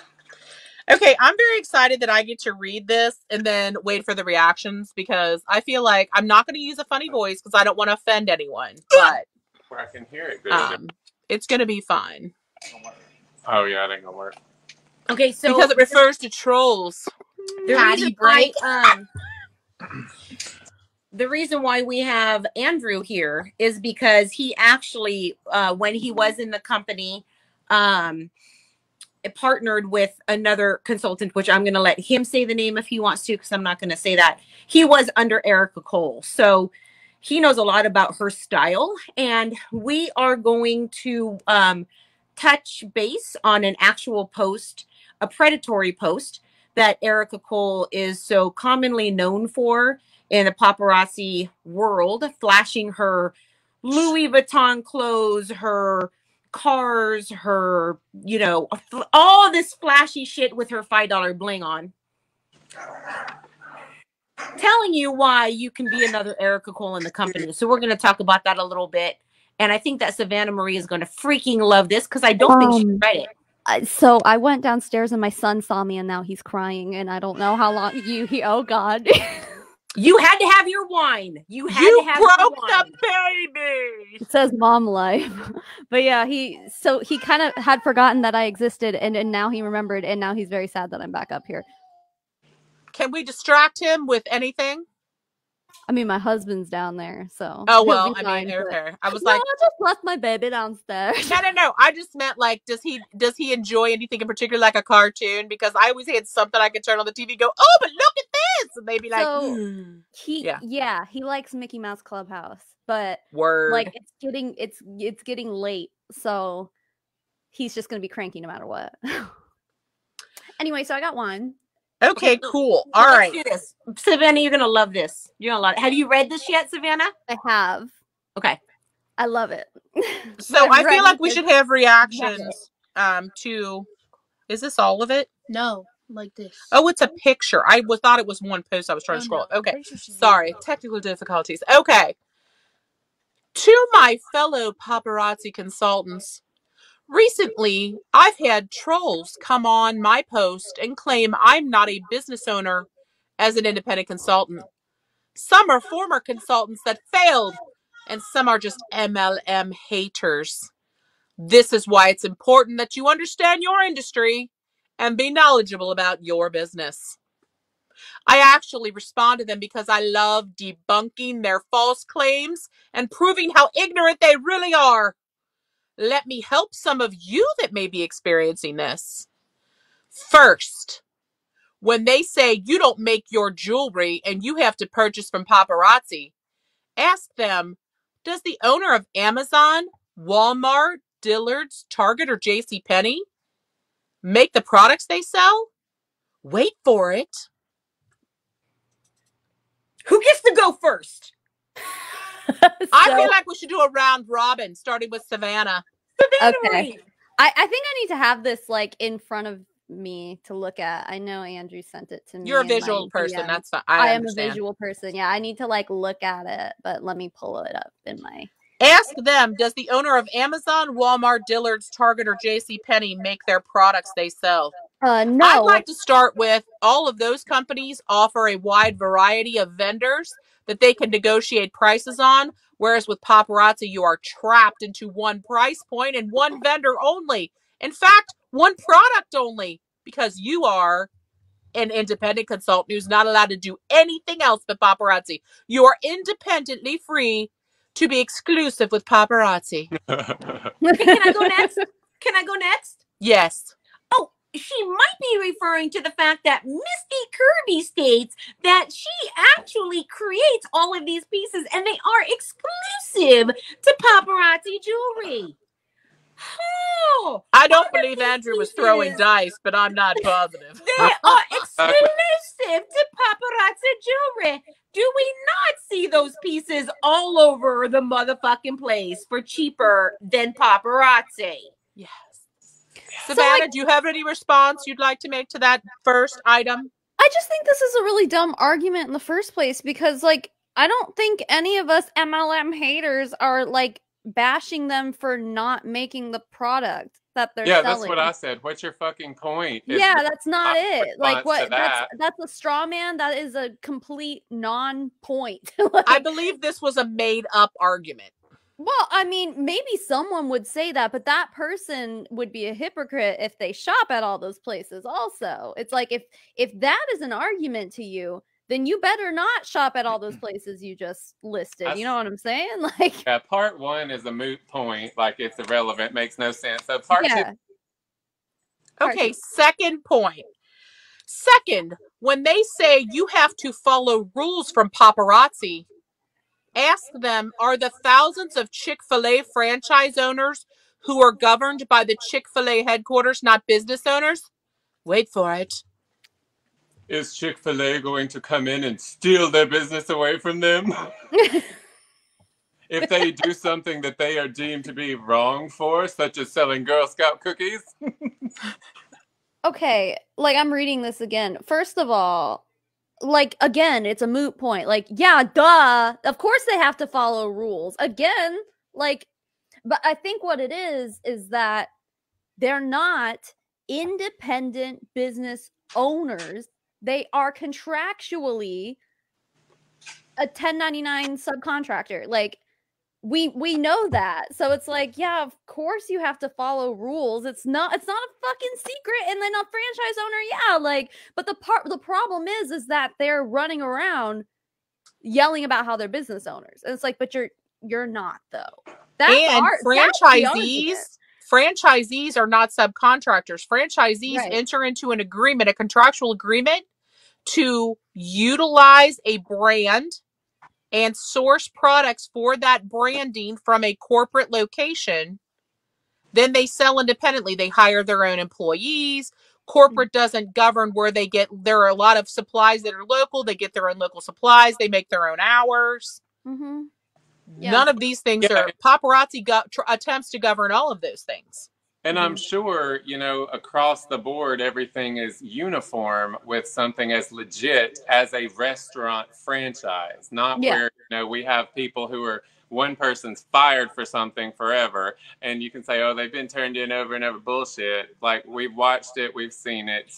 Jerry can do something because they don't like Jerry, because Jerry tells them, you know, this is bullshit. So, well, of course, Jerry's going to get fired. But, you know, Joe Blow or Erica Cole, for example, could do the same thing, and there's no repercussion. That's a big thing that a lot of people have huge problems with as well. Like, if you're I'm sure that, like, that stuff exists outside of MLMs, too. Like, there's probably companies where, yeah, it's probably not fair all the way across the board in those situations, too. Like, it does.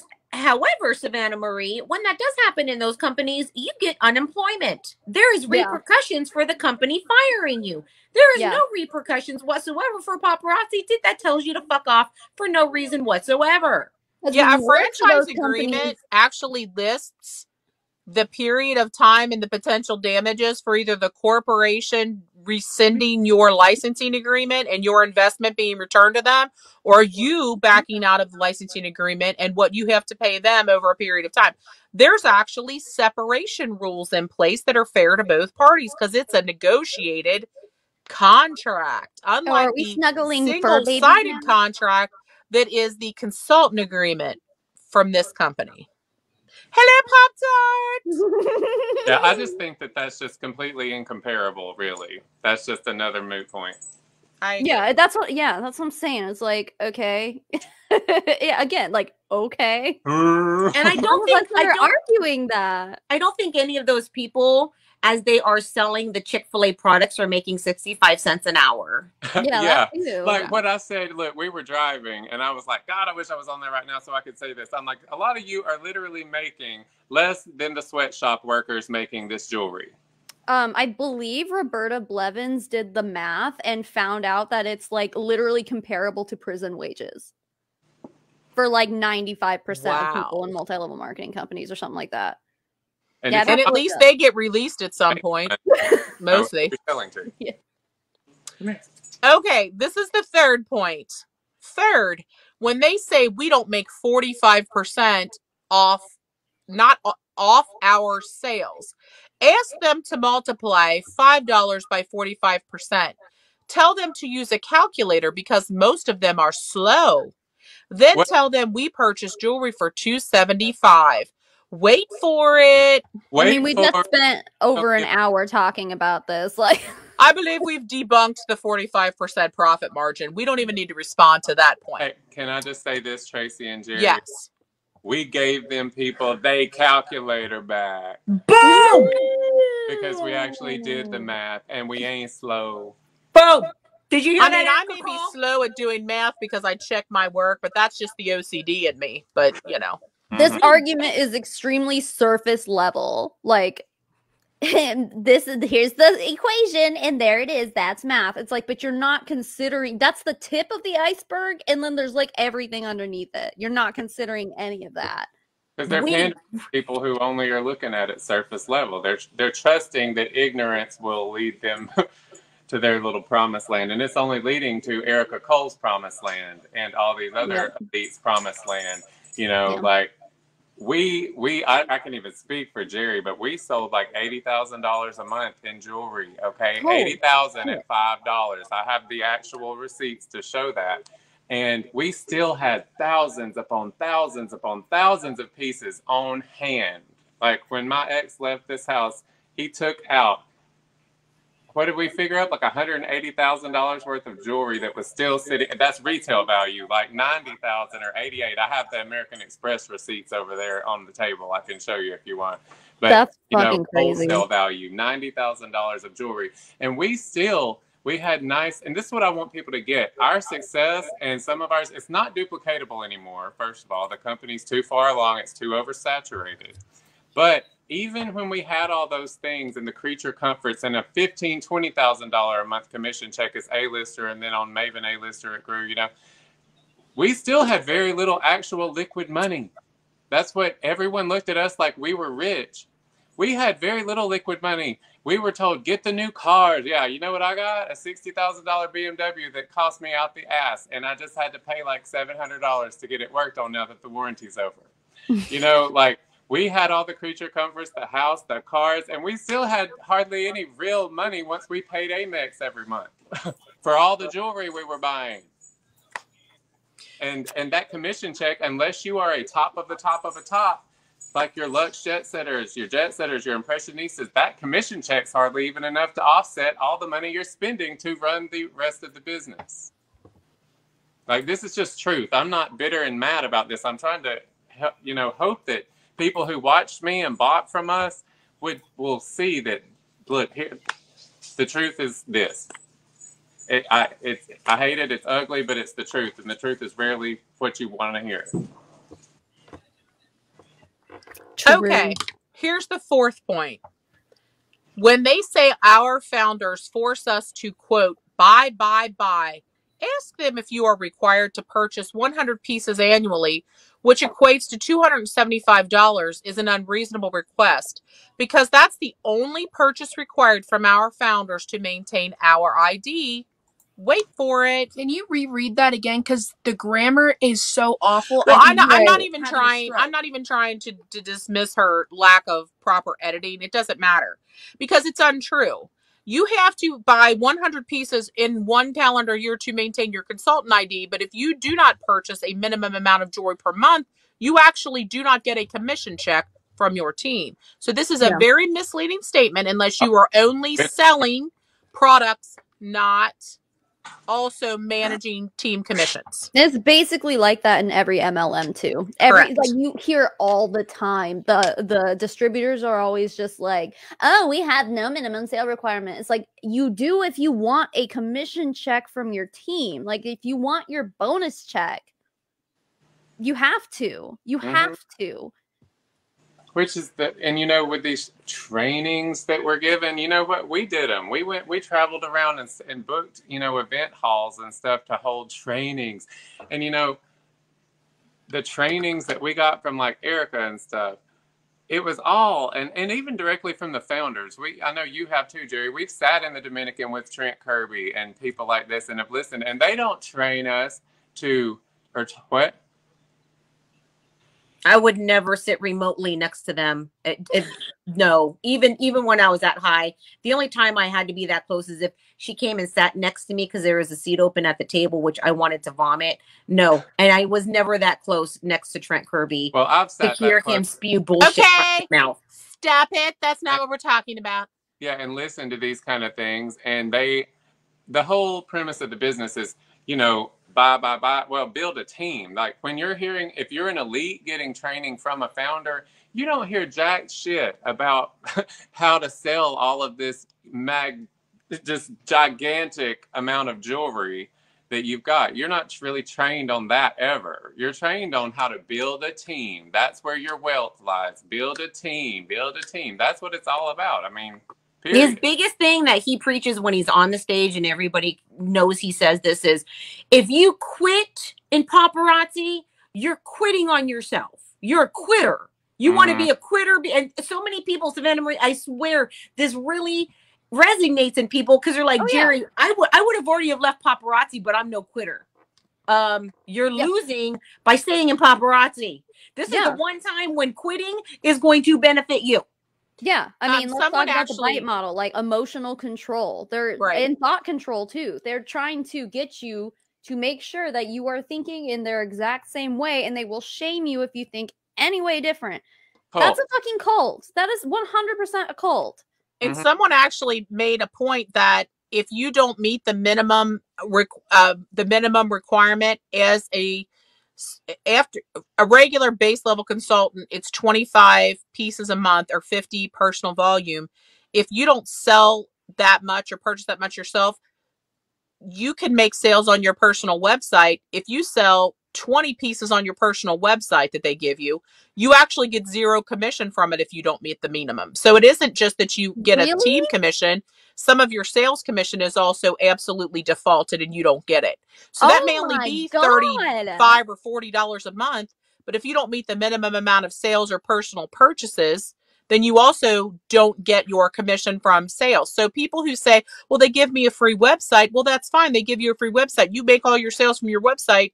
If you don't sell at least 50 PV, you don't get that. And when you reach an elite level, you have to purchase more jewelry a month. It becomes 100 PV to maintain your commission. And someone else said if I didn't, I got $19, but it didn't hit the $20 threshold, so they just kept my commission. Correct. And it doesn't accrue until you meet the minimum threshold. You literally just lose it by default. So you're working for nothing. You literally have money taken from you. Like, that's even like low in MLM terms, dude. Like, because that's something you don't hear, because that right there is kind of what they fall back on to be like, it's not a pyramid scheme. See, all I have to do is just sell the product and I get my money. It's like, if you're not even getting that, if you're not meeting a certain amount, it's a pyramid scheme. Like, dude, how do they not see it? Oh, that's right, because they're brainwashed and they're in a cult. That's right. Well, okay. And all the challenges, y'all, the challenges that your Erica and all your uplines tell you to do. It's all, what is it about, y'all?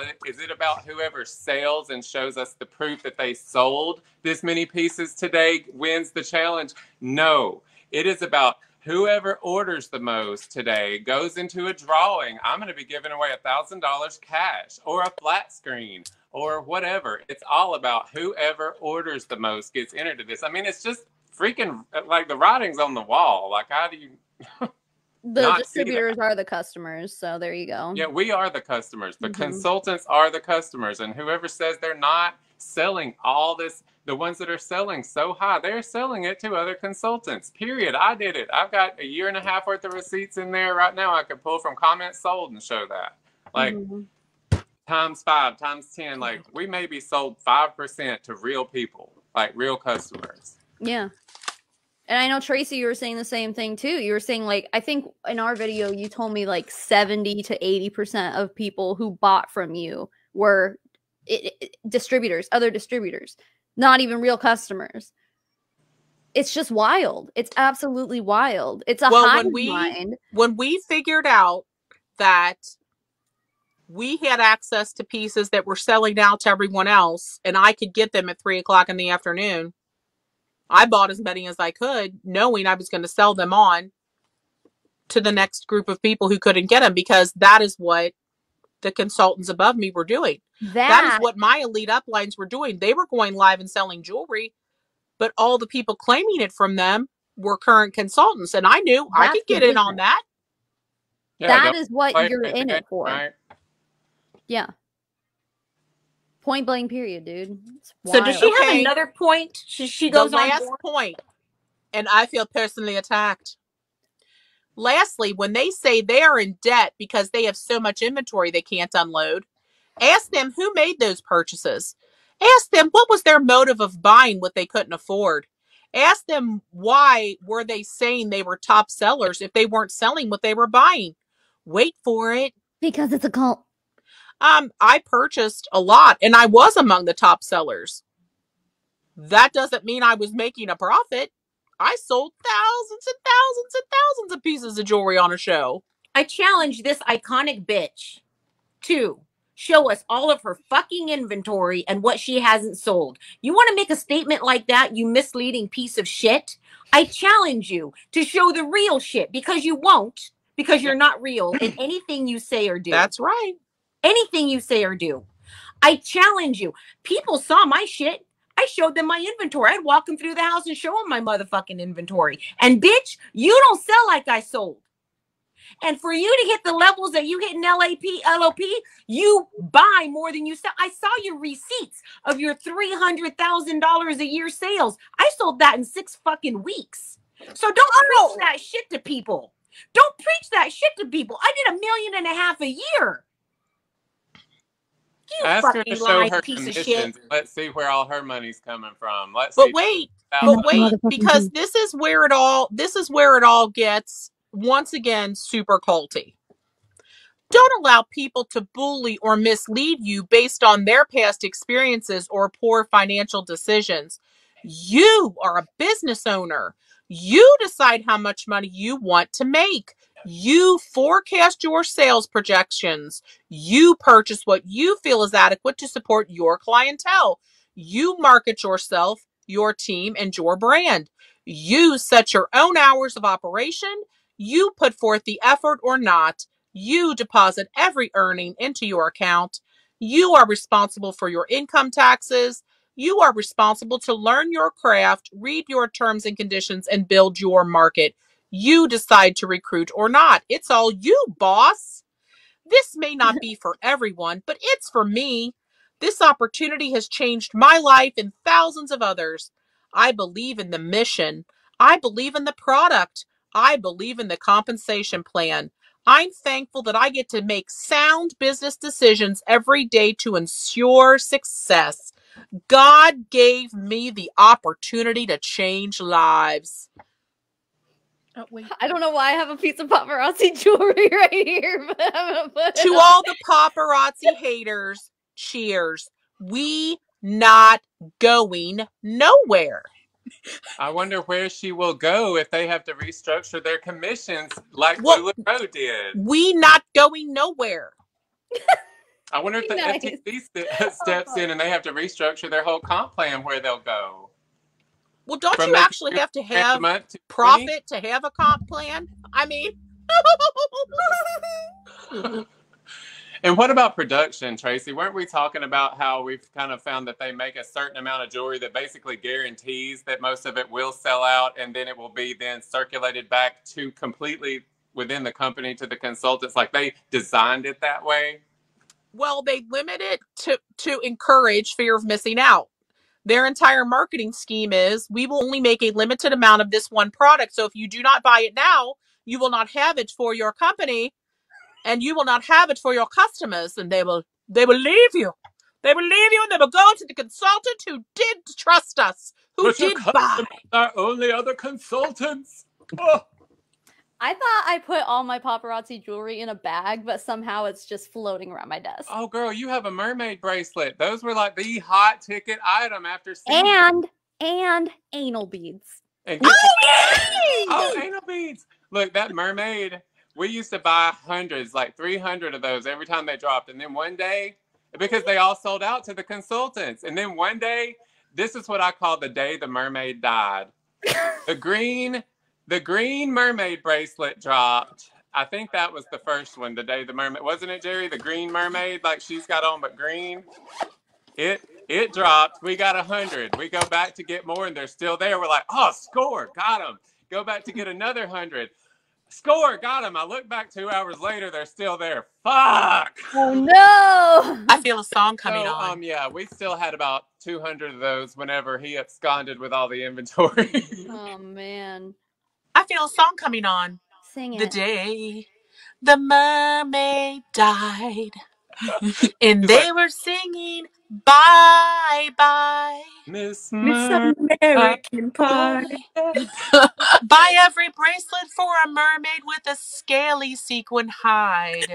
And when none of the consultants will buy all your stuff, Hey. you're gonna have to find a box and hide them. Because when your husband finds out you spent $1,000, he's gonna divorce you.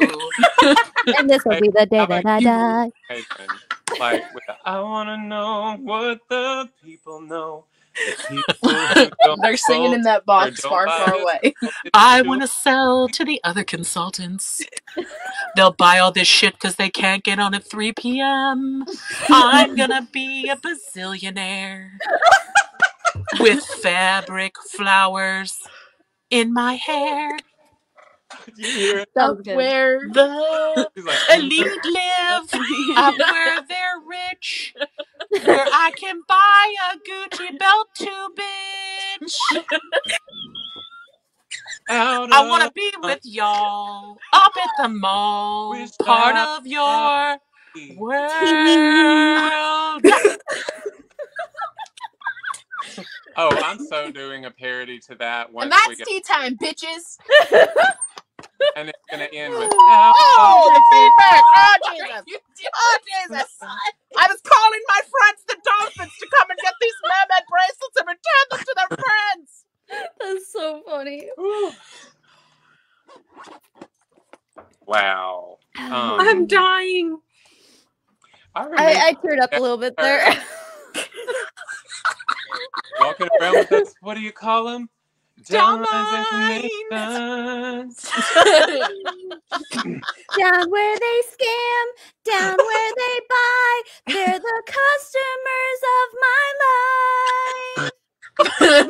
They are all Hey. dead You would say because down they have no under food. me. Oh, I thought you were going to say because of COVID. COVID. Hey, this is the whole Okay, thing. okay, too much. Hey, That down went too under far. me. Wish they could be part of my world. That's how it is every time. Please join my team. Sad. I want to be. I mean, With a I really commission jar. enjoyed that post. I really did. Yeah. Do you want we're going to enjoy more? Are you guys Miss ready? Are you Spazza- guys ready for this? Because, you know, we're all independent business owners, so you make your own personal choices. But this elite has some advice for her team. Oh, Are God. you ready Oh, for wait. it? Before So we do ready. this, This is so so one of good. my admins, can you pin the link to the recovery group in the comments just so Please. you know what she's talking about? Oh, good. Don't join it, right? Okay. Yeah. This is so good. Okay, mute your mic so that way we don't have any feedback so they can adequately hear Coke Lip. Caroline's coming with the receipts, guys. Okay, here. Miss Curl, you don't look like you're doing too well. The only reason I got to where I am is because I put my blinders on when all of the chaos was going on around me.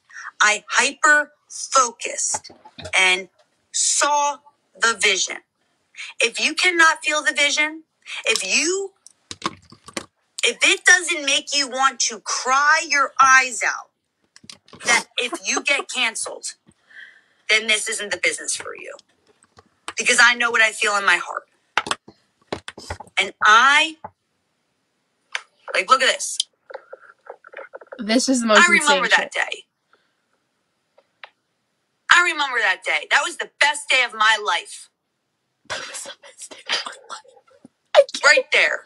Patty, me, Courtney, Mandy, all of us. I was only in the business for... That's my first year.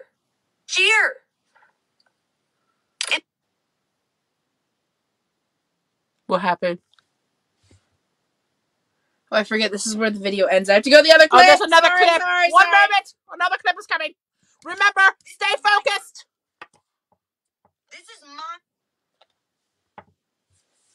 This is my group. This is my tribe that has worked so hard to get to where we are. We are one of the top teams in Paparazzi, one of the fastest teams to ever get to Impressionista. We are almost freaking iconic. Lie detector says that's a lie. We are powerhouses. We do not drag people down. We lift them up.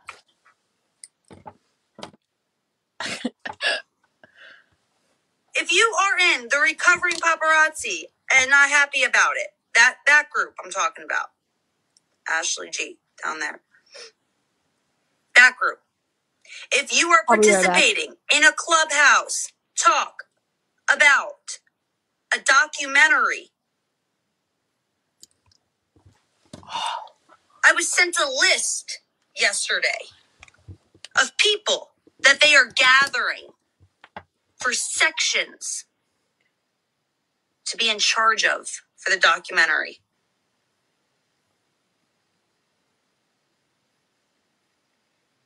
This is not okay.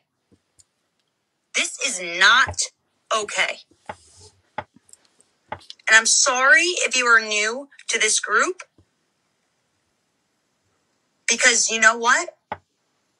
Sometimes you got to get through, well, all the time pretty much. You got to get through the hard times to get to the rainbow. Help me.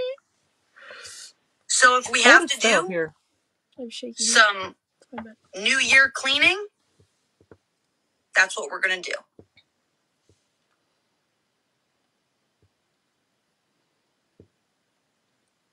I will have a list, and I will give you until after new releases. Because spend your money first before I kick you out, bitch. If you're in that group, you will be out of this group. Ooh. Period. Period. No exceptions. No exceptions. Because I don't know Who to trust anymore? who's telling the truth anymore. Ooh, you almost called it. You almost called it. And for me to feel that way about people that I have trusted with my life. Your life? It must have been at her party is all I'm saying. I heard there was guns. Sorry, I have to go to the next clip. My bad. And my let bad. me know, she ain't trusting any brushes anytime soon. Brush your fucking For me to hair. feel that way about people that I have trusted with my life. My life! My life is you guys. Me? Thank you, Colleen.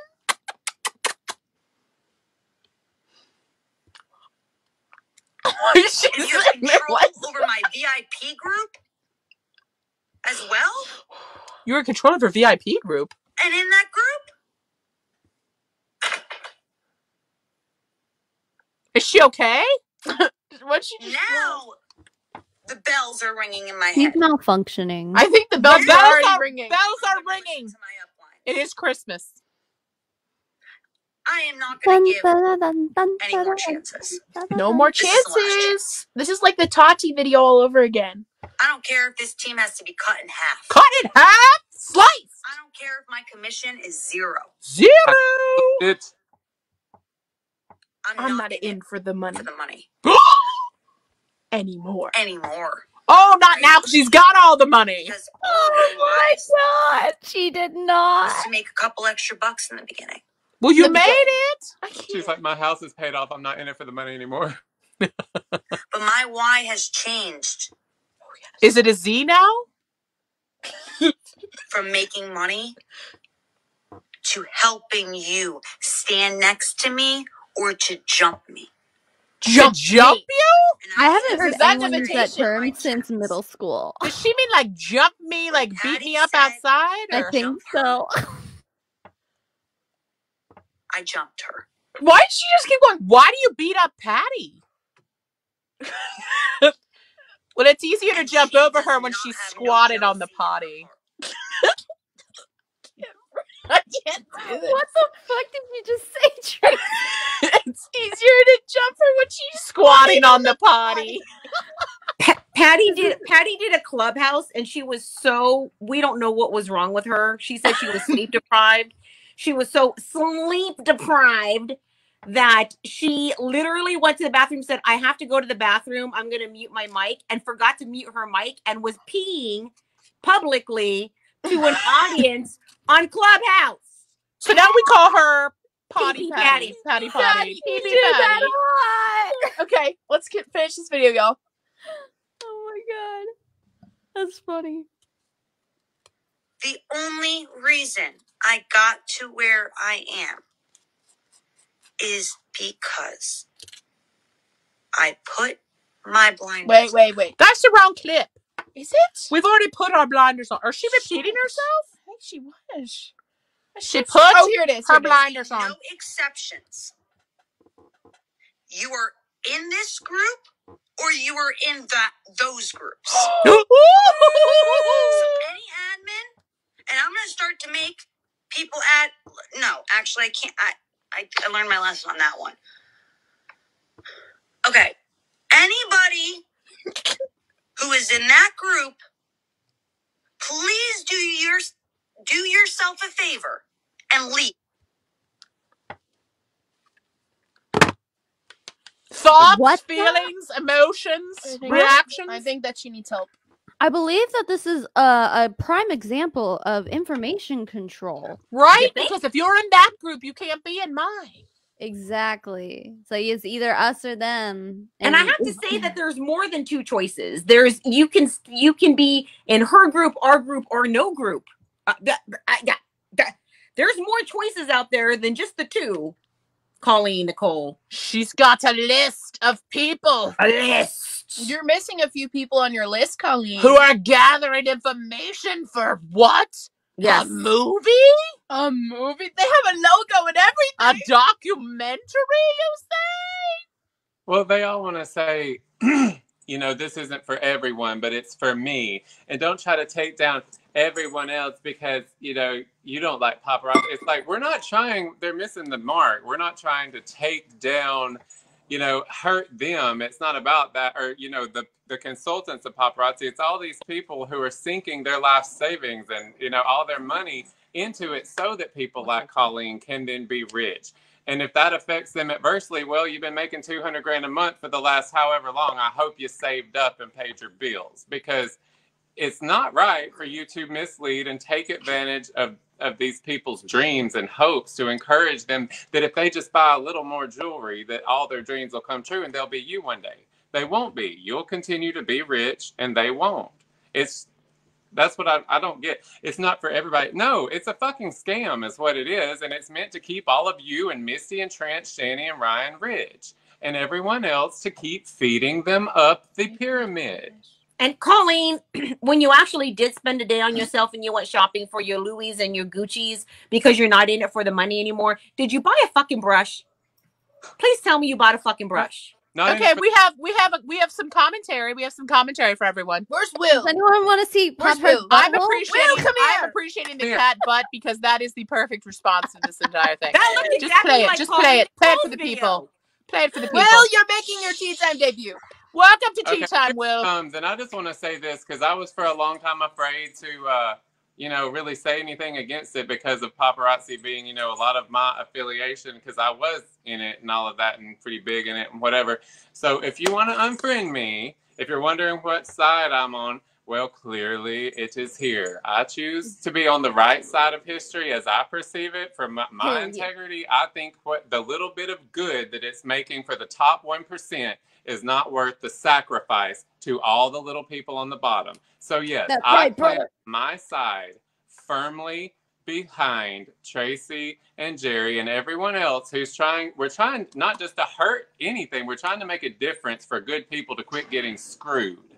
Yeah. And so I think that's the side of history I choose to be on. You can make your choice about what side of history you want to be on because this is happening. It's just a matter of what side you're going to land on and, when all the dust settles. Do you want to be looked at as one of those pathetic people that held on tight to paparazzi trying to be rich until the very end? Or do you want to be somebody who actually helped? Can I do it? Can I do it? You guys, we have a surprise Tea Time bomb dropping guest. Oh, shit. I'm doing it. I'm sending her the link. Caroline's sending her the link now. While we're waiting for her, we'll play Will's video. Oh, God. Oh my God. Stop it. Yeah. I don't know who this person is, but I feel like it's going to be Oh, my God. She's amazing. And I have been in contact with her for quite a while, but we were waiting for her to make her choices, and it sounds like someone took her choice away from her. I just sent her the StreamYard on her Facebook Messenger on my mom's account. Danny, tell her we sent her the Facebook Messenger link in her Facebook Messenger so she can come find it. You need to do that. All right, let's do it. And while we're waiting for her to join us, I'm going to text it to your phone too. You can send another little tidbit of entertainment. Oh my God. We do have something to lighten the interlude. An interlude, so to speak. Here we go. Listen.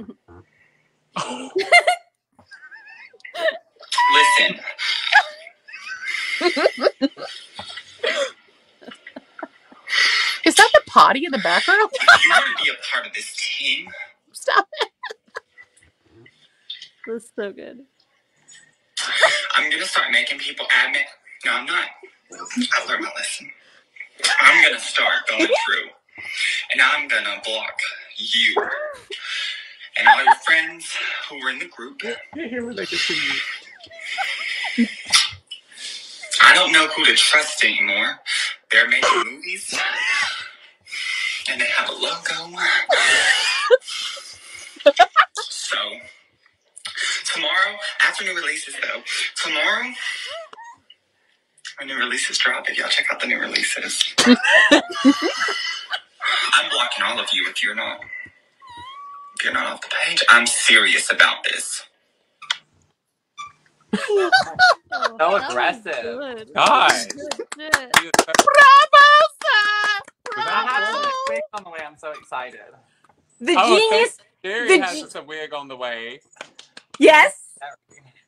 The genius part of that video is he did a mashup of Pee Patty and Calling Nicole together. That was so freaking good. And the thing is, y'all know, like some of them, I was friends with y'all before, but y'all got to realize y'all are giving us all the ammo for this. You're handing us the satire to make fun of.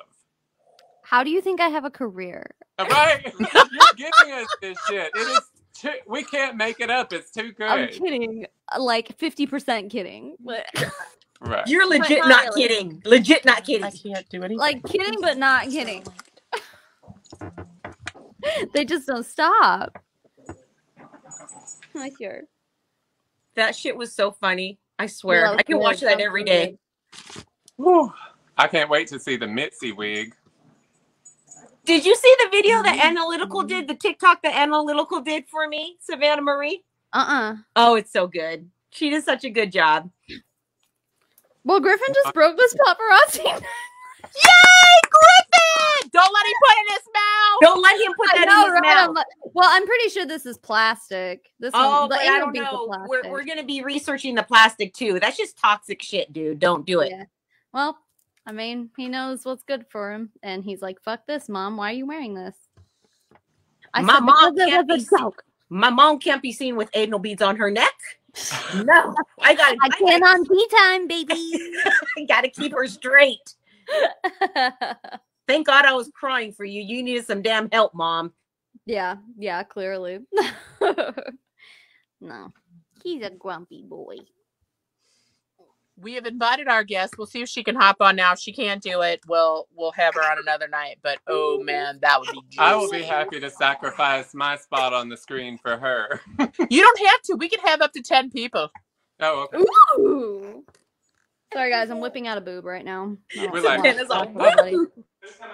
We're just a bunch of boss babes having a party, girl boss. Yeah. What the hell? Okay. Apparently some elite girl just quit and is coming on.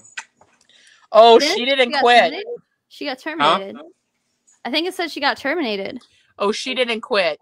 She got fired. I'm so hyped right now. I'm texting with her right now. She said she's so angry. I think she's worried about coming on. I'm like, now's the perfect time. Worried about what? Hey, Ashley. We're about to blow it up. We've even got a logo.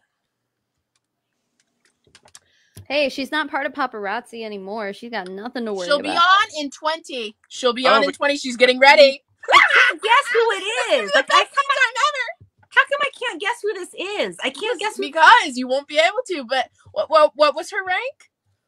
I don't know. Was she a maven? Maybe. I believe she was. Was she not? You know everything. Let her tell us. Let her tell us. Okay, so she's going to need a few minutes because apparently she is returning from somewhere she had to take a kid and she wasn't fully prepared. She just found out. So we may have to do it in a minute. I don't know if we got 20 minutes left. We have 20 minutes. Do people have she was a fashionista. She's a fashionista. I mean, we could come on for bonus tea at any point, right? We could just do bonus tea when she's this ready. Is gonna be really good. Because we were gonna do Clubhouse. We were gonna do Clubhouse like after party. So we'll still do the after party tea time in Clubhouse for sure. Yeah. I can't I'm not gonna be able to sleep at night because I know you bitches won't tell me who it is and you're gonna make me wait, and that's just not right. What? Didn't you post it up on the screen a minute ago, Tracy? No, that girl's been done gone. That's Ashley Gaskin. That's my girl, Ashley. No, it was before that. Oh, We did. you did? You flashed did. You it? just missed it, Jay. Son Yeah, they of- flashed your name up there. What is it? Who is it, Andrew? We will, Emily. We will post it to YouTube for sure. It'll just probably take a minute, but then we'll do the Clubhouse after party. People are asking how they can join Clubhouse. So Clubhouse is an app that you have to download from your app store, and then you just create a profile quickly, and then we have the Crack the Crown. There's a lot of Crack the Crown groups, former Papa group, all that stuff. Sorry, Griffin's making his nursing noises. Wait, Andrew, That's you okay. guys have a cat? What? You guys have a cat? Where? No. What the We don't heck is this real then? Where did Will get this cat? It's the old video. From What what? a scam. You're scamming me. Is that your You're old? scamming me, Will. No, We're talking he about has who the real had it scammers for are. his ex. I wanted to get a cat, but I'm kind of like, he won't let me have one in this house until we move. Oh. Yeah. We will absolutely put replays on for the after party for people in Clubhouse who can't sit on there. You're absolutely we Would will you do care so. for some mac while you're waiting? No, Are I'm you not going to hungry? eat on screen. Okay. Just wondering. Why? Griffin's eating on screen right now. Well, I mean, if I could do it quietly, but you've clearly never seen me eat. Usually half of it ends up Did you just hear places him? He was besides like, my mouth.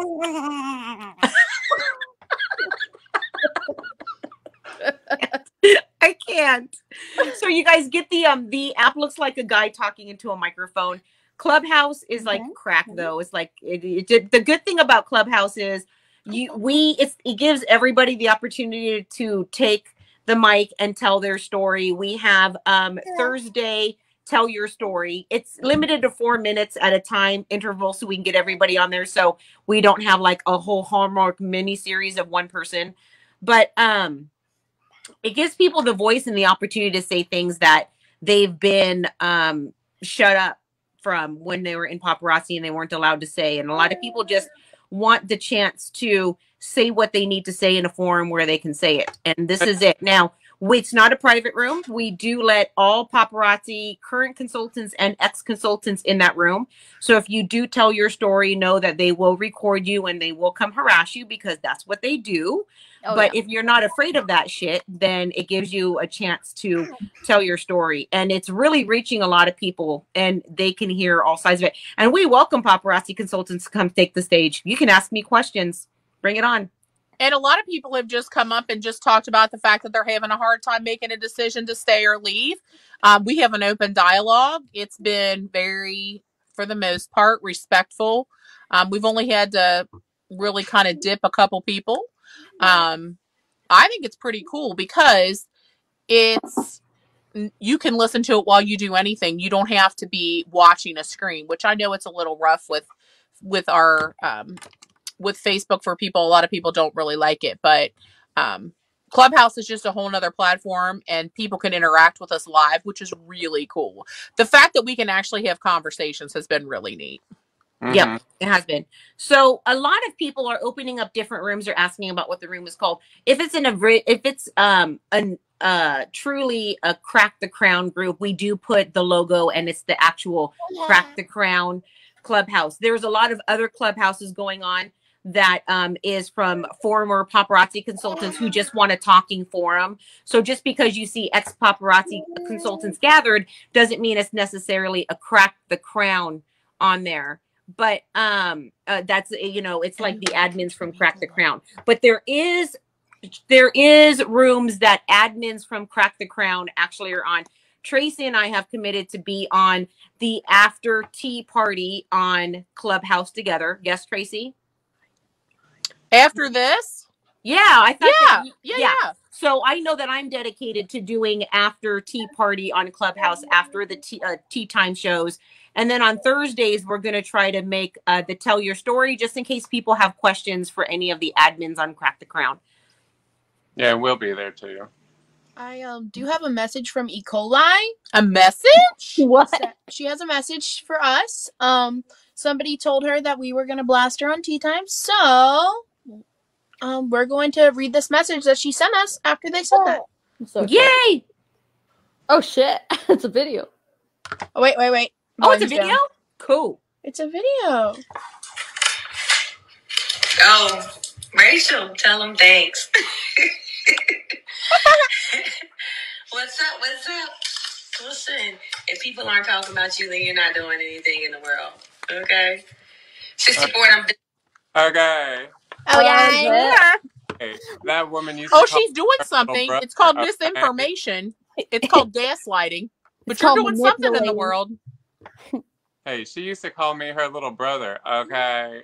Until I had Okay. signed off of Did that. your did she like kick you out of the fam? Oh, baby boy. This is how Griffin So gives cute. I just kisses. wanted. Hey, baby. Look He's how cute giving he is. kisses. Even Griffin thinks that that's BS, I believe. He's like, I think so. "Bleh." Yeah. Yeah, definitely. Please tell me this girl's gonna come on. Is she? I think it's going to take her a minute. So if we want to end this tea time and like start another one or do something different, we can do that. Because I feel like we kind of, she kind of deserves her own, to tell you the truth. Her story is pretty interesting. Let's just say that it involves PP Patty, and you're going to It's love really good. I'm She excited has to really hear good it. 5-knot tea. We could do a huge mic drop. it. Yep, she's putting kids to bed. I know. Patty Danny thing? is her sister. And I was thinking if we stopped and restarted again, she could, like, it would be two different sections, and that might help people. Guys, is the PP Patty thing, is there like a replay of that or some shit? Oh, I can talk Clubhouse. play Yeah, it yeah, for yeah, you yeah. right now. Yeah. Can you just Savannah, send let it to me? Let me Because play it for you. okay. Everybody's like, literally- no, let's wait and stay. I'm You like, did that's Savannah, fine, you guys. I just didn't want anybody to. This is a good one. Let's do the PP Patty.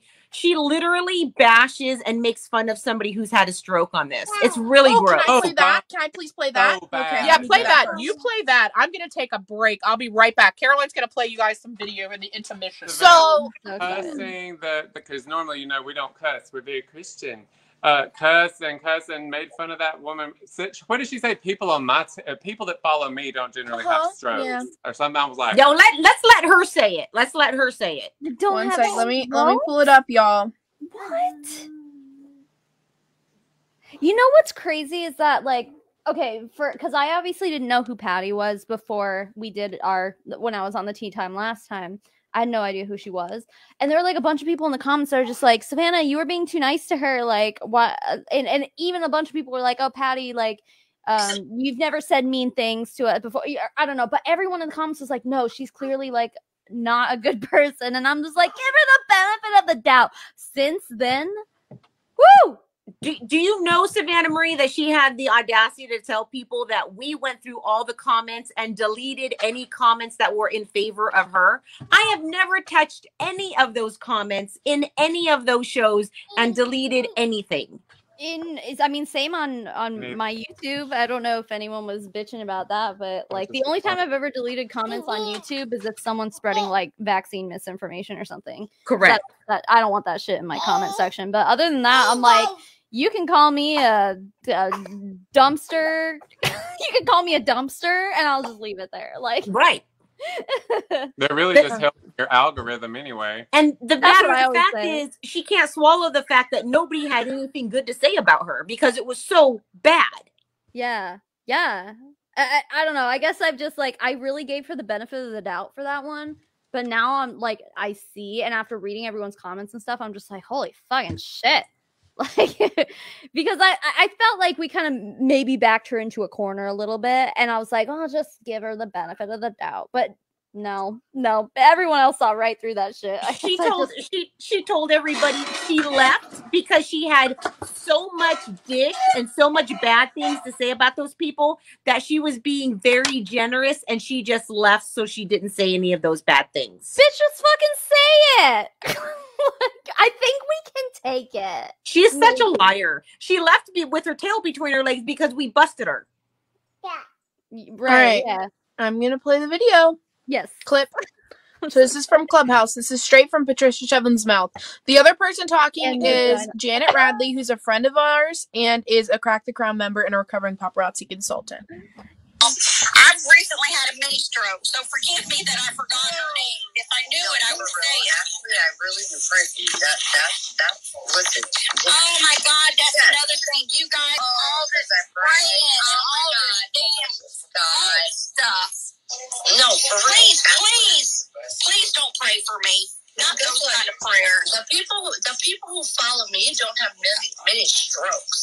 So maybe you should take a look at Thanks. See ya.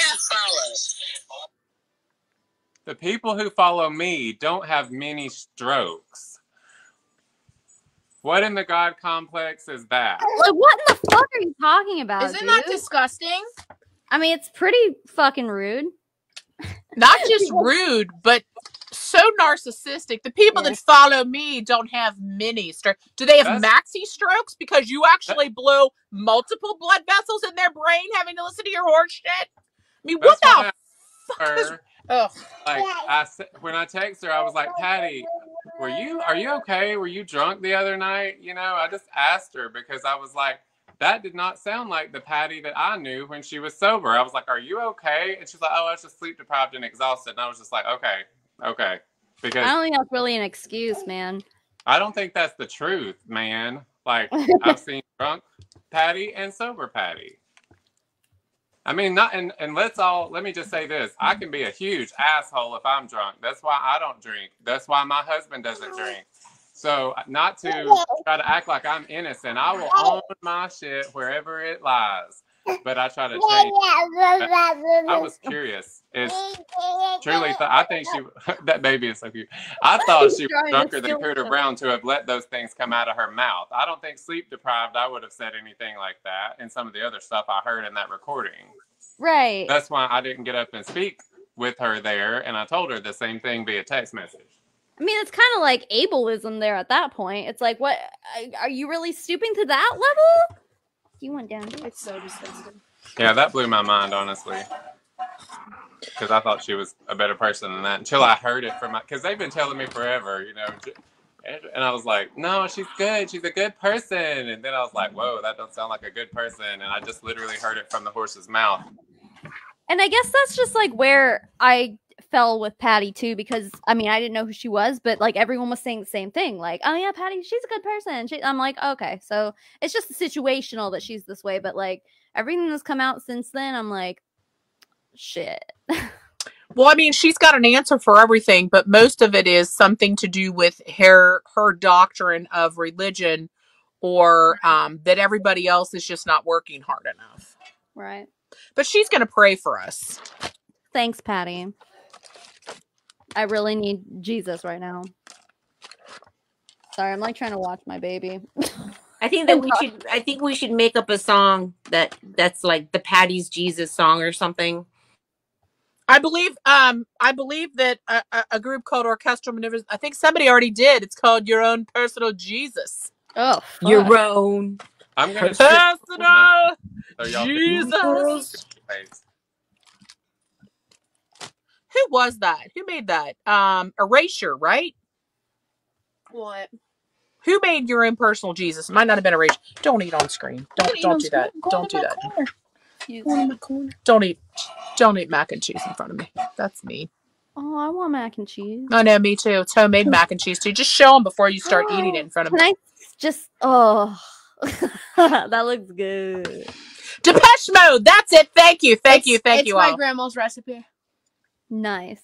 I'll just do this so no one has to see this. No one has to suffer like me. I'm just hungry.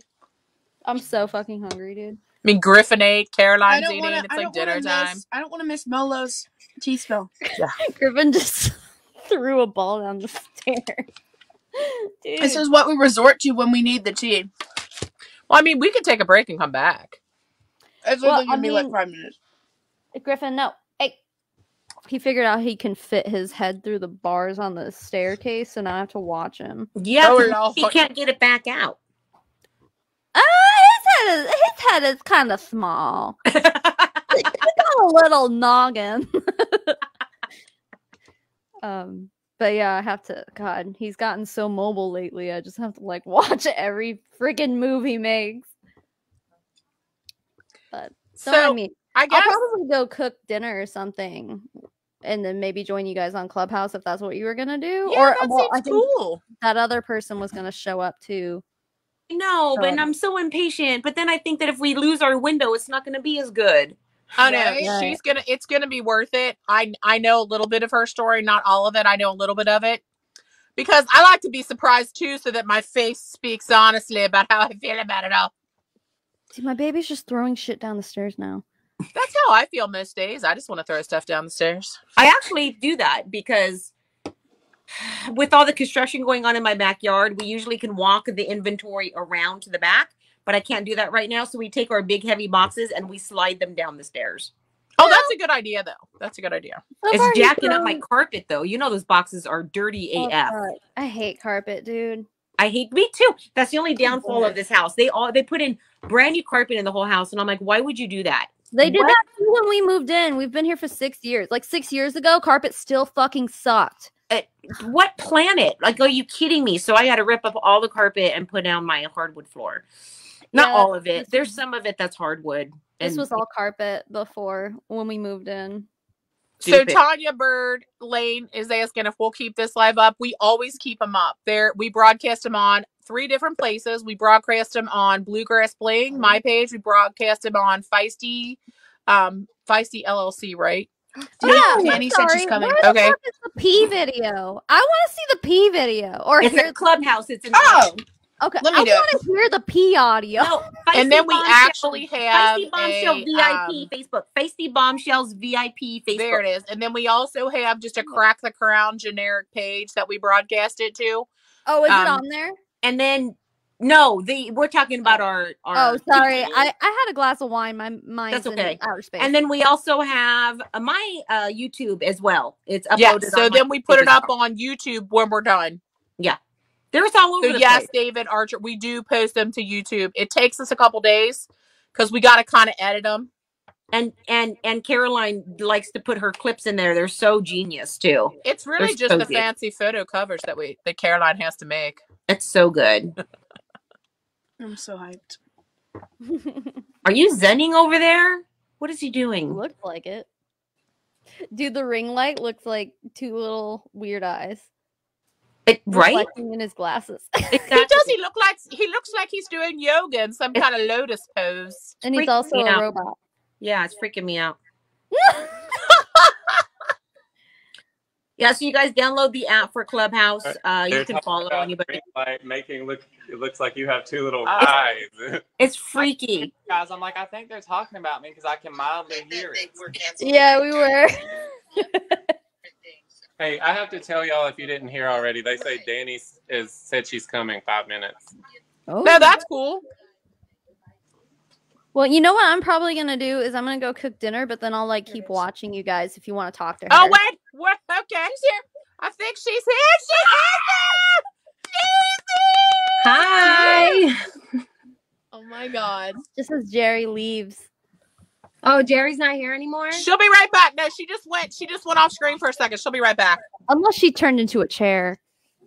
Cherry. Cheryl. Cherry.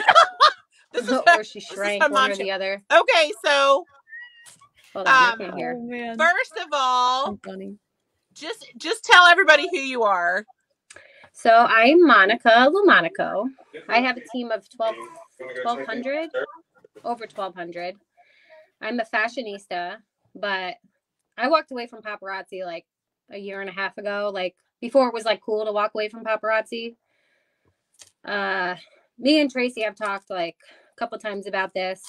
I'm actually really pissed off right now because like I quit like a year and a half ago. And honestly, if I would have gotten an email from actual like paparazzi telling me why they wouldn't allow me access, like I think I'd be totally chill with this right now because I just don't care. But the fact that like I literally tried to talk one of my like really good friends out of joining like a week ago. She was like adamant about it because she loves the jewelry. I actually just gave her like over 1,000 pieces of jewelry for free because I just don't care. And she ended up joining just so she could sell my pieces for free. So she joined my team last night and they canceled me sometime today. Didn't even tell me. Didn't even know. Merry Christmas. So somebody literally joined you yesterday and you got canceled today. Yep. I went to go on because I go on like periodically just to like check my volume, like my commission, whatever, just to see where I'm at.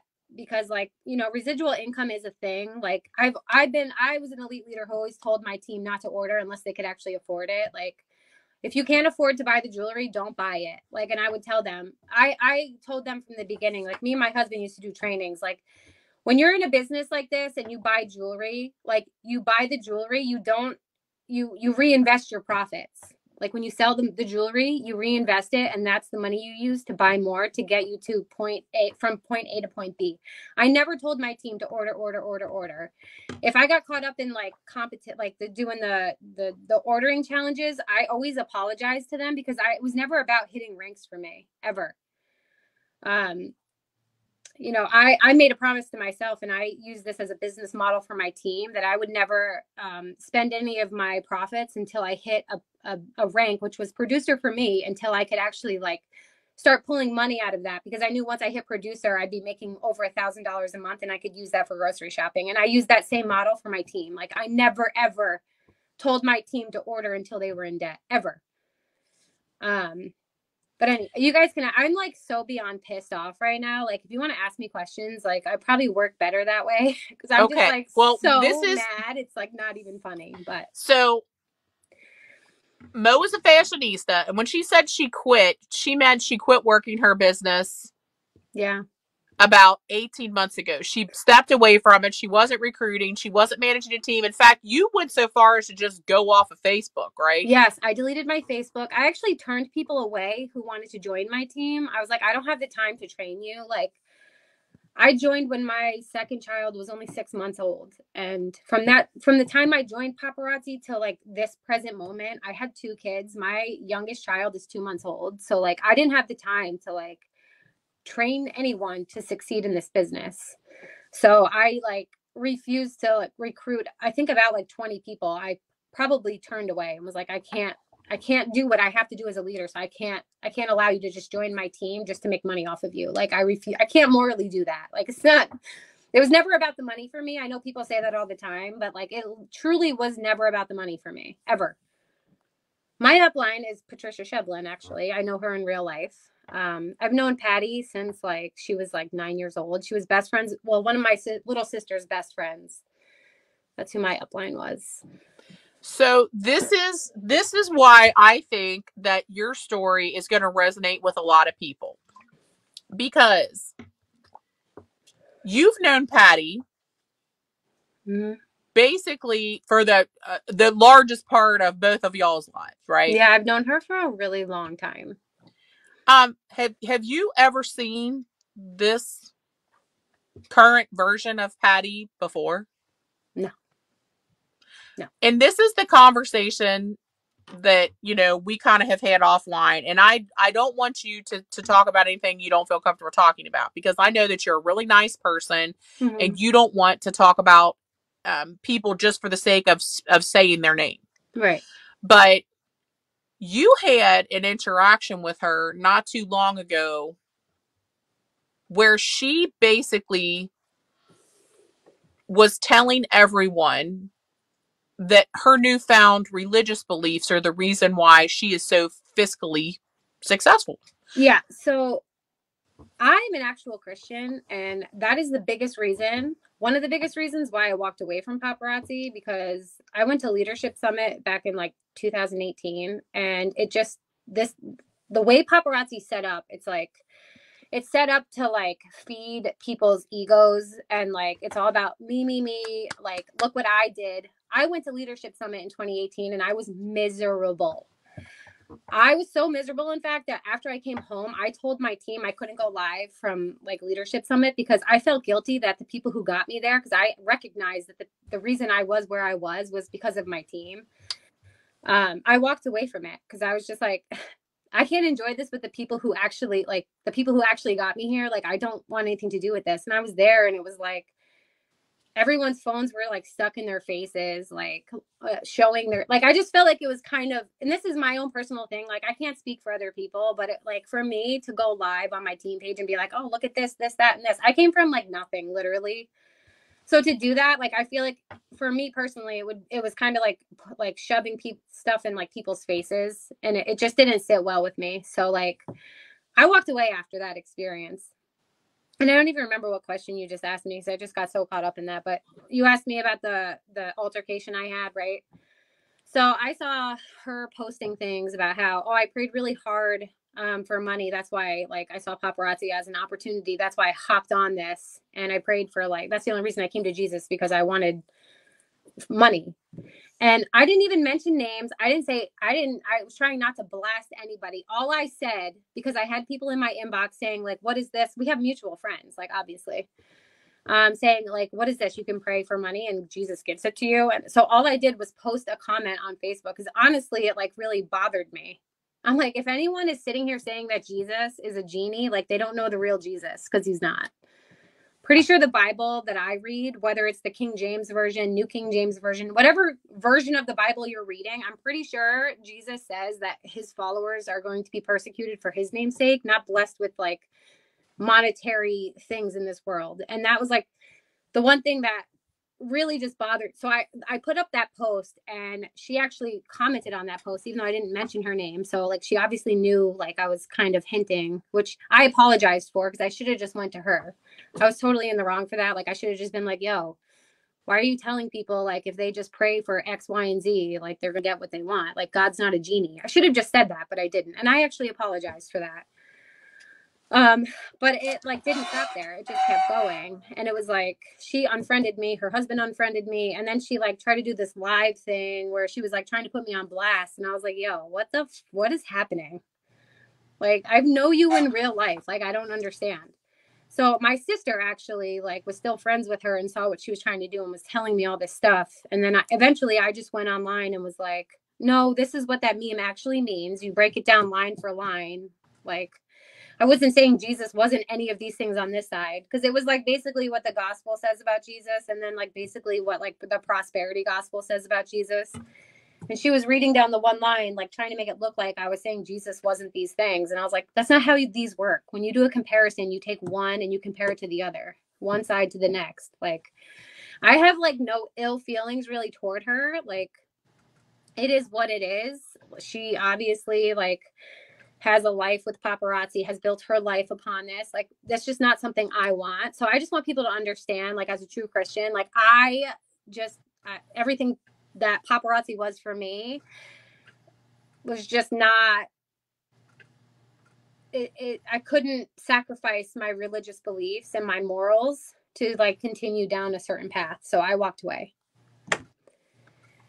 But we had the longest conversation about the fact that, you know, when we do these tea time things and we call out this fake Christianity that they're all preaching, like like Patty made the comment on Clubhouse a couple of days ago that her followers don't have many strokes, and maybe, you know, I'll pray for you, but you should consider who you're following. And I'm like, what does that mean? You are, I don't care what religion you are, most religions, the basis of any religion is the golden rule, which is do unto others as you would have others do unto you. And nothing about it's nothing about money. No. I mean, it's about how you interact with other humans and how you treat them, so that you earn, you know, you earn respect, and then you earn your final, I don't want to say gift, but your final, you know, eternal peace, or whatever you want to call it. Your final reward. It's not about what you get here. It's about how you earn. It's storing your treasures in heaven. Right. So, like, when you love when you do basically what Jesus tells you to do, love the Lord your God with all your heart and love one another as yourself. Like, those are the I don't know if that's every religion, because I'm not really well versed in every single religion in the world, but for almost every one that anyone's ever explained to me, that's the basic tenet of most religions. So for people to abuse somebody's belief system that is meant to be about treating other people well, and turn it into your doing what you can to create wealth, and that you're I get so wadded up about it I can't even talk about it, but that your ultimate goal on earth is to gather money, makes no sense to me as someone who's been taught something different by an organized religion my whole life. Well, that's the contrary to the gospel, actually, because basically, like, the verse in the Bible I told you about, it's like, what would it profit a man to gain the whole world but lose his soul? Like, That's like, if I had to describe like what I saw when I tried to come back to paparazzi after like, actually, like I had postpartum really bad for like 2 years. I had 4 kids in 5.5 years. And 2 of those kids I had while I was in paparazzi. So like, it was just a lot. And I really, truly wanted to come back. And when I came back, it was like in the midst of all this like weird, like it was right after convention. It was all this weird turmoil that was going on. Like, and like I noticed that everyone was all of a sudden religious. I'm like, whoa, whoa, whoa! Like this is not. Yeah, something. like when did that happen? Yeah, like I'm like, when this did is not paparazzi something. $5 jewelry become about a religion? Right, because like when I would go live, like during my lives, I would give the gospel. Like I would tell people about Jesus. I would tell people about like what he's doing in my life. Like I would tell people like the stuff I've been through. Like I've been through a lot of crap, and like that was a big part of a lot of my lives. Like I would go live for 4 hours. So a lot of my customer base knew me like as a Christian. And when I came back and saw this, I was like, no, I don't want to be associated with this prosperity gospel. Like this is not what I stand for. Like I'm not going to tell someone like you're not praying hard enough, and that's why like your kid has childhood cancer. Like that's just something like I don't want to touch. Isn't that gross? Just so gross. Well, actually, there's a girl on my paparazzi team right now. I should like, if anyone like that has like, if anyone wants to donate, actually, I'm not even doing this just because of this. It's just popped into my head, but her daughter has like blastoma. What is it called? Neuroblastoma. She's 3. She's the same age as my 3-year-old. They're like 2 weeks apart. And when I came back, I found out that her daughter's in like stage 4, like pretty bad. So like that added also to all this stuff that was going on. It's like, I don't want to be associated with it. If you don't pray hard enough, like you're not going to be blessed with X, Y, and Z. Like that's the reason I walked away. And you know what? I have a feeling I joined Bellamy. I deleted my old Facebook page. It had to do with paparazzi. So none of my followers, none of my customers, not even my paparazzi team knew that I was back on Facebook. I joined Bellamy like under a new name, Molo, like didn't even tell anybody that I was selling Bellamy. I was doing it for myself because I needed the adult interaction. Jerry shaking her head because she knows. I needed adult interaction. I'm with kids all day. I have 4 kids from 6 to 2. I homeschool every day. Like I need the outlet. So I came back on Facebook and was like, you know what? Let me try something different. Like I tried to come back to this and it doesn't match with my morals. So let me go to somewhere else. And I started doing that. I didn't cross-recruit anybody. I didn't even reach out to my old paparazzi customers. Like I started from scratch. So like if I'm getting canceled, they didn't even tell me why I'm canceled, by the way. Yeah, I can't wait to hear what your actual suspension letter says. No, I can't. When you get it. When and if you get it, right? What did I even do?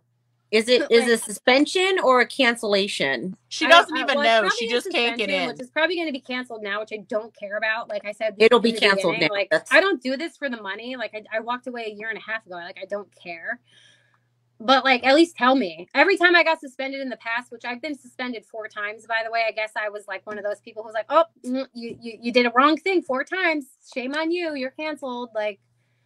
I've been suspended numerous times for stupid things. But according to Patty, and I'm sure, I don't know if you saw the tea time where we had, according to the gospel of Patty on our tea time. And that's what we say, according to the gospel of Patty. She claims that if you are suspended, you deserve it.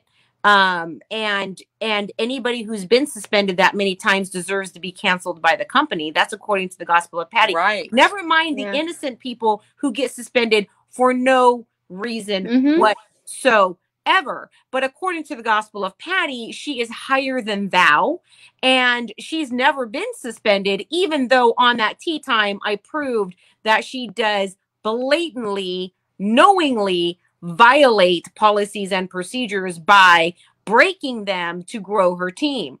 But Patty is more blessed than other people, and so she deserves to stay while other people get canceled. That's according to the gospel of Patty. Yeah. She told them what she did. They forgave her. She confessed. And here's the bullshit, right? So she tells her version of what she did. She accidentally re-signed somebody up. We showed proof. When I say proof, it wasn't hearsay. It was proof. The conversation Patty had with this person, telling them how to re-sign up without getting caught under her team. And Patty is still untouchable because Patty prays harder. Patty prays harder and worships God harder than other people do. literally, like, I feel like if you're above like jet setter, you're not going to get canceled. Honestly. That's what I Like, was going to say, because they're at the top of the pyramid. right. They have the biggest teams in the company. Like, if they cancel a fashionista like me, oh, too bad. Like, guess what? Half of my team has already quit. I quit a year and a half ago. So, like, when I did go in my back office, the first 4 pages, which Tracy already knows, all of those people were red because they already quit. So what the hell do they care canceling me? My paycheck's just going to go up to Patty now. So whatever. Merry Christmas. But I mean, whatever. Who cares? Somebody's on my Facebook page that I just She started, needs it. worried about what the hell I'm doing, and actually takes time out of their day to report me to compliance. Like, get a new hobby.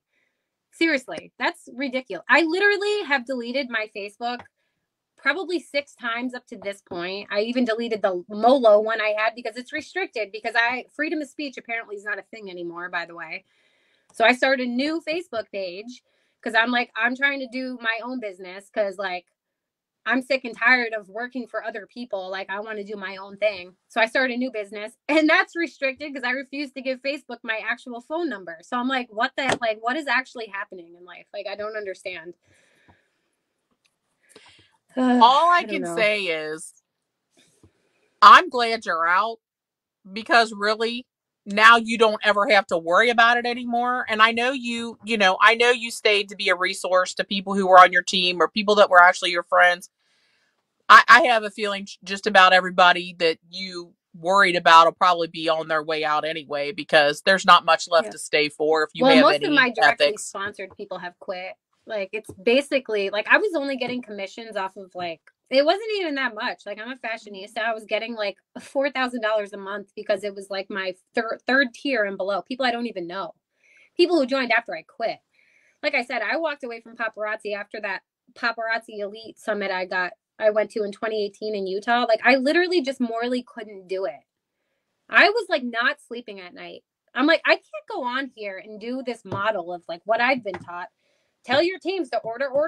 And I remember like all of the one, I had 2 producers under me who were like, Mo, I'm getting sick and tired of hearing like the upline saying order. That's all we ever hear. Order. So I would make it a point to tell my teams, don't order if you can't afford it. Like, only reinvest what your profits are. Like, if you're not a rank in this company, or like you can't afford to order, here's a hint. Like, you don't need to order new releases just because you get a text message saying that new releases came out. Like, you're not married to this company. Don't let them take your bank account. Like, I refuse to do that. I'm not in the red with this company. I've told Tracy 100 times. I literally played this business to, like, I never hit the life of the party anything, because I was like, I'm not going for these life of the party craps. When I'm like, I'm selling what I know I can sell, that's what I'm reordering. Like, I reinvested my profits. I wasn't making much off my live sales. Like, I was still making some money. I wasn't making a crap ton. Most of my like income came from my sales, or my team that I was recruiting when they would order. It was coming from my commissions. But like, people were joining my team without me begging them, because they saw me live and they wanted to join my team. Like, I didn't have to go out of my way to have people recruit. I would wake up in the morning after my 4-hour lives and I would see like 5 people join my team. And I'm like, why? Like, I don't even understand like why you're joining my team. And then I actually trained my team. I will admit, though, there were times where I was not emotionally available. Like, I literally had postpartum depression for 2.5 years straight. Like, it was a lot. And I would be very open to my team about that. And if anyone is on here right now that was on my team, like, if they have a disagreement, you feel free to bring it up. I have no problem being admonished at all. Like, but I know that I sleep at night. You've actually got a couple of team members on here who are just saying really nice things. I wanted you to see some of the nice comments in case Oh, yeah, Sarah. Hi, Sarah. It's been so long. It really has. Like, they can all tell you, like, I literally walked away. I was so conflicted when I literally broke down crying after I came home from Leadership Summit. And I was just, like, not myself after that. Like, I was like, I can't do this. Like, I just felt a certain type of way because I was seeing things a certain way. And I was like, I can't do this to people. Like, I literally can't do this to people. It was never about the money for me. Like, it was more about, like, the friendships. I had so many good friendships, and I always felt like when I wasn't present because I was elite, like I felt like I was ostracized from the elite group. I used to tell people like, I'm elite, but I'm not elite. Like, I don't fit in with them. I don't know if anyone is saying like anything negative. I don't really care, but like they're not. And this is, I think, the whole beauty of having you on here to tell your story is that every person that becomes successful in paparazzi as a team builder is not a predatory jerk. Mm-mm. Mo said she had people joining her team and she didn't recruit them specifically. They joined because they saw the opportunity and hoped to jump on. And in the beginning, there are many, many people who are high up in paparazzi who got that same experience, got that same group of people who joined them just because they saw them doing something they wanted to do when the market was not saturated with people and paparazzi was still new. Right. Well, and so I will you don't have to be a predator to have built a team, but you also saw the predatory behavior and it didn't gel with your personal set of morals, and you didn't do that. Yeah, like so, I couldn't just be like, sell, buy. I was like, you need to sell to buy. Stop buying and then trying to sell. Like, you're just stockpiling. It doesn't make any sense business-wise. And I'm not a business person. I've never done this. But I will say one thing about Patty is she's known me forever, okay? Like, forever. And when I saw her selling, it was because I had 2 kids. Our furnace almost burnt our house down. Like, my husband had to rip the furnace out in March. I live in Pennsylvania. Like, it's not hot here until June, at the end of June. I had to go to work while I was still at home with my 2 kids. So, like, I would take care of my kids. They would get up at like 6 in the morning. My husband would go to work. This was before the pandemic. I would take care of my kids all day, make dinner, then leave the house when my husband would get home after dinner and go clean houses. Like Lake Wallenpaupack is like a really big like resort area. So there's like $1 million houses up here. I would literally clean crap off of people's toilets until like 2 in the morning. And when I would come home, that's when I would see Patty live selling jewelry. And I'm like, she's selling every piece that she's showing. Like, this is crazy. And this, my consultant ID number is 89524. Like, I joined before there was 100,000 people in this company. Like, which, I mean, I will say, like, that was definitely I think timing has everything to do with your success in this company. But I also know that the Lord has definitely blessed it. And I will say that 100%, like, I know that he helped me do this because, like, I can see the change that he has brought my family through here. But I would come home, I'd watch her live, and I knew her. So I was like, hey, like, is there any way I can buy jewelry from you and I can like sell it at my church? Cause there's a lot of older women in my church who love the jewelry. Like, I think this would be a good way for me to make income, like, and maybe not have so many cleaning jobs. Cause I was exhausted. Right. And she was like, I think you should just join. I know you personally. I think you'd be really good at this. And I was just like, I don't know. Like, I was like very unsure of myself. And I deleted my Facebook before this. I had maybe 150 friends because my daughter died in 2013. So after she passed away, I deleted my Facebook. I didn't get a Facebook again until 2017. And this was like 6 months before I joined. So I only had 150 friends. And she's like, I think you do a really good job. So I was like, all right. Like, I don't really want to spend $99 on a kit. So she actually bought my kit. She bought me my kit and she was like, I think you can do this. Like, she really did believe in me. She was there for the first like 6 months helping me so much. And then I don't know what the hell happened, but I don't let people into my life. I definitely let Patty in. Like, I really thought that she was like my friend. And I'm not saying like she's a terrible person, but at some point, like, she just stopped talking to me. She stopped responding to my messages. And I was like, I've never had anyone in my corner. So like, when she stopped responding to me, it like really like killed like my desire to do this company. Drive your passion. What'd she say? I didn't see what actually she said. Your drive, your passion, your desire for more was you. You made yourself successful is what people are saying. Yeah. I didn't believe in myself in the beginning. She bought my kit for me. Like, she said she used to use the fact that she bought my kit as like an example to other people. Like, that was the best $99 I ever spent, which I'm sure it was. Like, I was one of her first like 3 elite people under her, but it was just like, I just didn't have the support that I needed. It sucks. And it's the thing that I told Tracy from the beginning is like, they can't take anything away from me because everything I have worked for and I built was me. They could take away my business, but that customer base that I had nothing to do with paparazzi. They shopped from me because of me, not because I sold $5 jewelry. Like, That's not why they bought from me. And that, my friend, is a proven point time and time again with the people who leave paparazzi and build their own business. And people like Erica Cole and Patty Shevlin and Fur Baby Furface all want to say that we are completely broke because we left paparazzi. What I built on social media was because of me, not because of paparazzi. It was because of me. It was Right. what I said, what I did, how I show up, and how I am with my customers. And I am still successful today. Actually, I make more money, to include the commissions I lost. I make more money now than when I did in paparazzi. Andrew, is that shirt lead nickel free? Well, actually, I remembered just now when I saw her, I don't know why, that I had this in the back of my closet. I had saved in case, actually, honestly, I wouldn't say I saved it. I saw it like 2 days ago and I was like, why is that in here? And I was going to burn it. And then I was like, oh, we can use that for TikToks and stuff as a prop, since I still have some of mine. Hashtag because of paparazzi. Can I just say one more thing before I get off here, actually? Girl, you can say as much stuff as you want.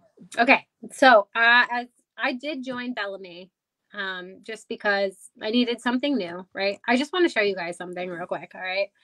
So I got this necklace, right? It has Swarovski crystals on it.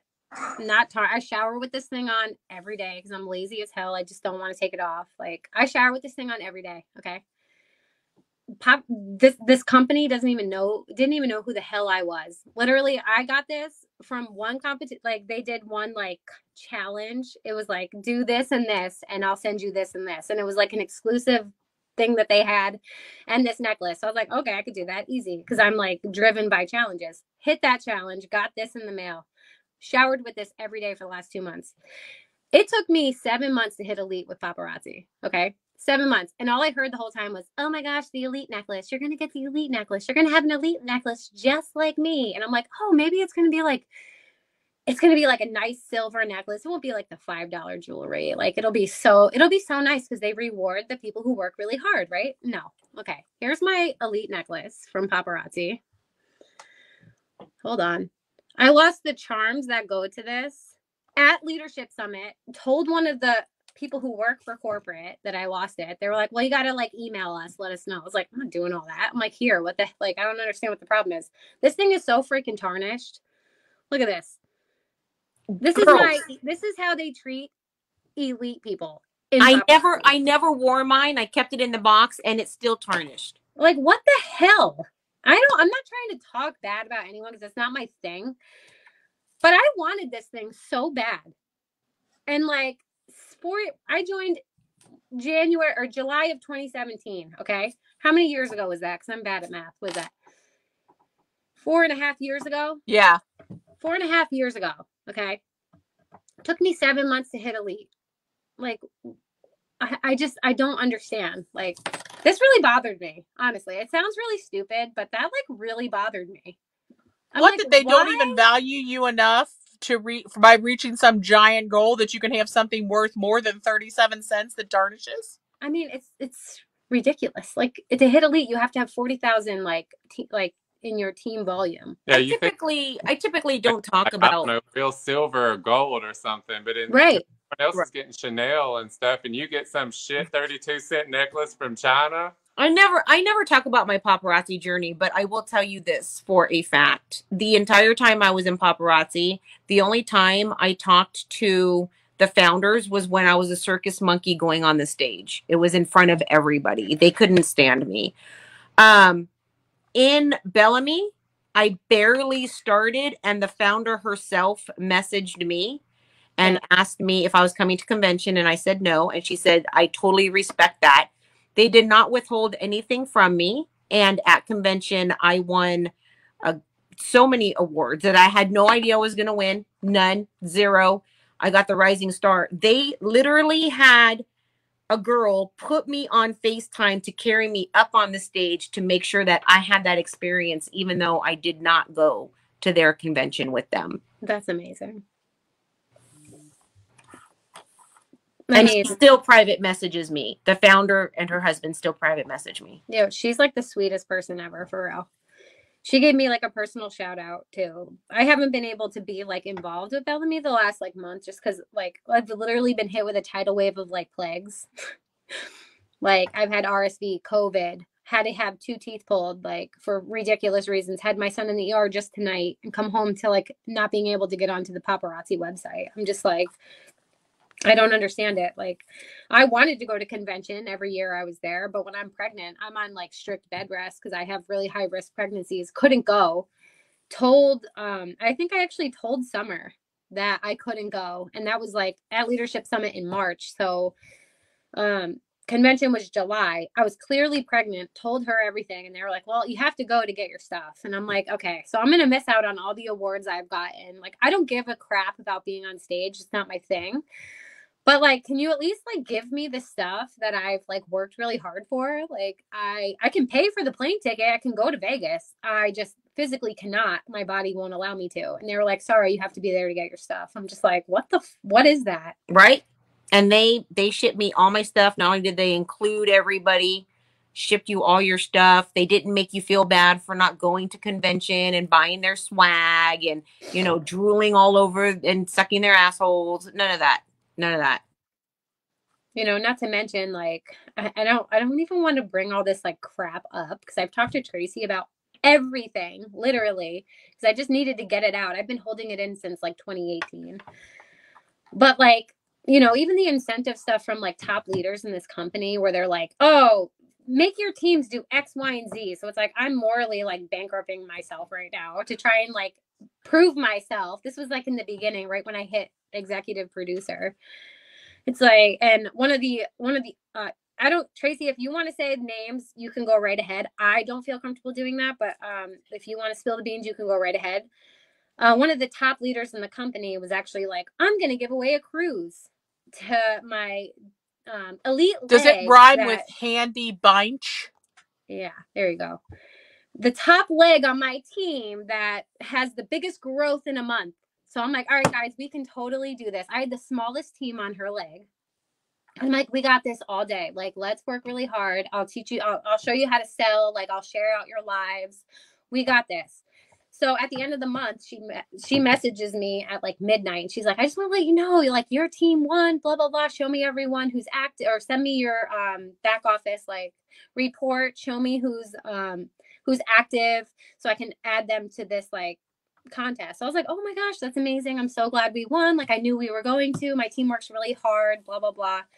So I send her like everyone who was active. And the next day, someone else, one of may or may not be my upline, was like, we really want this person to win because we think she has the potential to be elite. And I was like, well, I mean, I sent you like a roster of 250 people who are active. So you probably shouldn't just hand pick somebody. You probably should just pick somebody because even though like some people may be on the road to elite, everybody worked just as hard. So I did that. I sent her the stuff. I said that to her. I was like, I don't agree with that. Like, I can't control people. So I sent her the stuff. And then like the next day she drew someone and I could clearly tell she like handpicked the person that so-and-so said. And I'm just like, what the and the best part, listen to this. After they handpicked this person, she quits and joins Iris. I was pissed. I'm like, yo, what is actually going on? Like, did you say Iris? Just quit, joins Iris, a competitor, and now my team, who's still working their business, is screwed out of a cruise with Mandy. Like, I just dropped a name, whatever. I don't even care.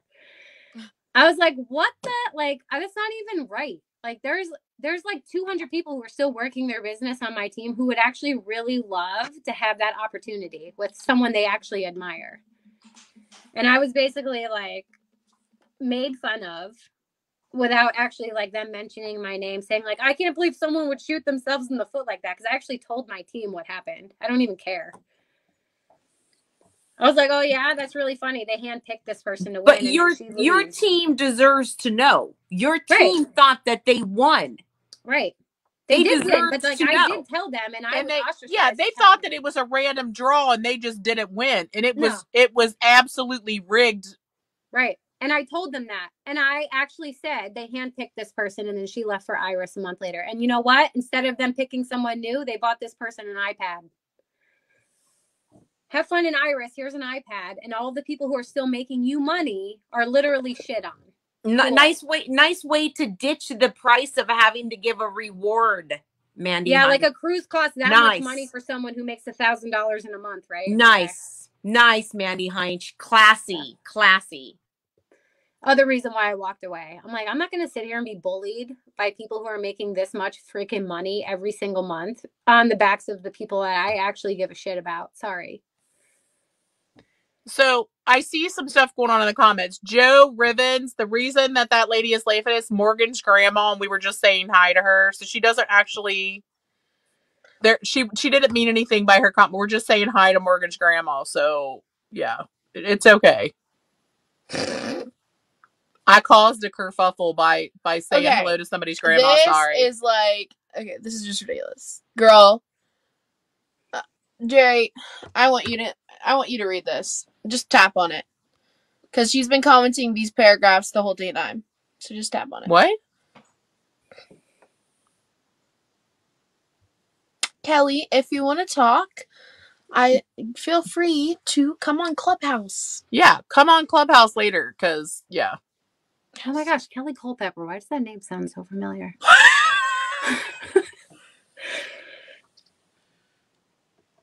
I don't know. I will say one other thing, like Ashley Gaskin was canceled from Paparazzi. She's the best upline I've ever had. Literally. So I hit elite in Paparazzi. I got a pair of sunglasses. I've been in Bellamy for 2 months. She has not stopped sending me stuff. I'm like, what are you doing? Like, I'm so confused. She's like, when people work really hard, they deserve to be rewarded. How awesome is that? You mean so somebody awesome. Actually values you for your hard work? Wow. Yeah, she actually calls me. She's like, girl, where have you been? I'm worried about you. Like, I just told you guys like a brief summary of what I've gone through the last 2 months. She literally calls me every day. Like, she actually cares, which is really refreshing because I don't have very many friends for obvious reasons. Like, I don't let people in. Love you, girl. But, like, she's amazing, for real. Just had to throw that out there. No, Ashley's awesome. And you know, the thing the neatest thing that has come out of Paparazzi is that we actually have met some really cool people and we have made friends. So it wasn't all the world's most terrible experience, but it's like saying war is great. War is terrible. You go to war and you might come out with some lifelong friends because you've all shared a terrible experience. That does not negate how horrible war is. So we can come out of Paparazzi with friends that are decent human beings that we really love and respect and trust and appreciate without being glad that we had to go to war to find them. So but that's the complete opposite of the culture of paparazzi. Honestly, I'm not even saying this is like paparazzi is a culture, but the people who sell paparazzi, like I said before, the fact that I have a brand new Facebook page and people are going out of their way to see what the hell I'm doing and then actually report me to compliance and I'm even in this situation because I haven't done anything. Literally haven't done crazy. That's crazy to me. Like, they're canceling all the wrong freaking people. They are. Hey, speaking of Bellamy, a friend of mine named Danielle Macedo, who she said I could mention her name. She's in Bellamy. She showed me her cancellation letter the other day. She may be on Tea Time at some point, I think. She said she was down if y'all were. She showed me her cancellation letter, and it literally said she was canceled she kept her Bellamy on a separate business page, but they sent screenshots of paparazzi consultants following her page, and that was ridiculous. The reason for her cancellation, because she had the potential to cross-recruit as if she could help who followed her fucking page. That's ridiculous. That blew my mind. It literally, and I have the screenshot in my phone. Bullshit. That's what I was telling everybody. It's bullshit. I read policies and procedures over and over again before I signed up for Bellamy, and it said that you can belong to another multi-level marketing company as long as you keep it completely separate. Okay, we got fucking Erica Cole peddling her sweatshirts on her same page as Paparazzi and selling it to her downlines. I was completely separate. Completely separate. It's fucking bullshit. They want complete control over you. Complete control. Shirts. I gave them people they job back where you didn't help them people learn some grammar. You sounding ignorant, but okay. Ugh. Yeah. Like I was saying, like I was gone for like a year and a half. Better than everyone else. Now all of a sudden, what are you saying, Will? I didn't mean to cut you off. What were you saying, Will? He's ranting about Erica Cole. Go ahead, repeat yourself. I want to hear.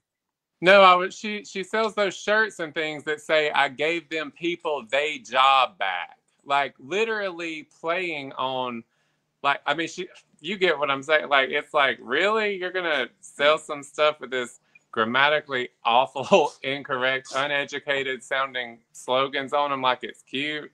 And then be like, I'm so rich and high and mighty and dripping in Gucci and better than everyone else. I mean, it just makes it sound stupid to me. I don't know. It's like this. That's why I said I gave them people they calculator back when we were trying to break down how you don't make no money unless you're honestly, that's hilarious. You should make a t-shirt.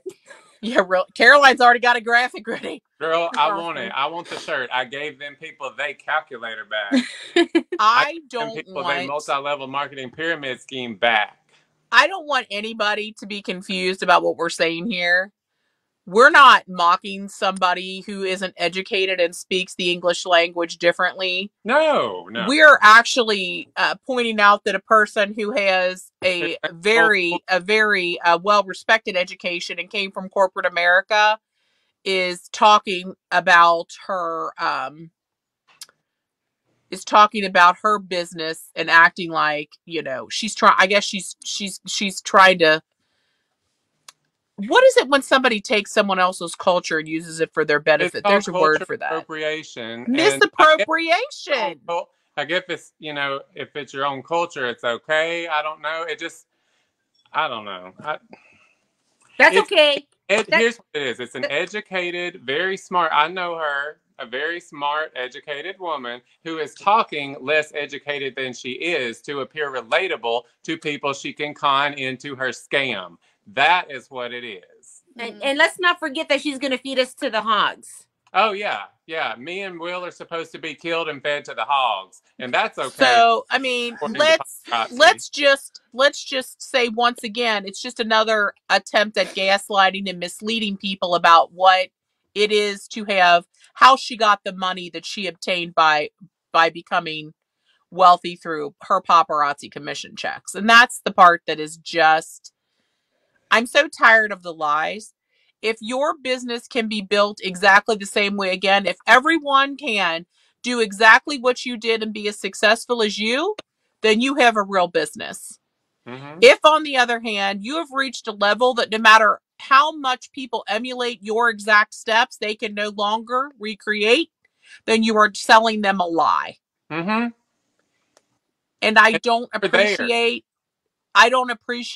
the lack of accountability, personal accountability for the part that they play in bringing anyone else into this business again and telling them that you can become another Erica Cole.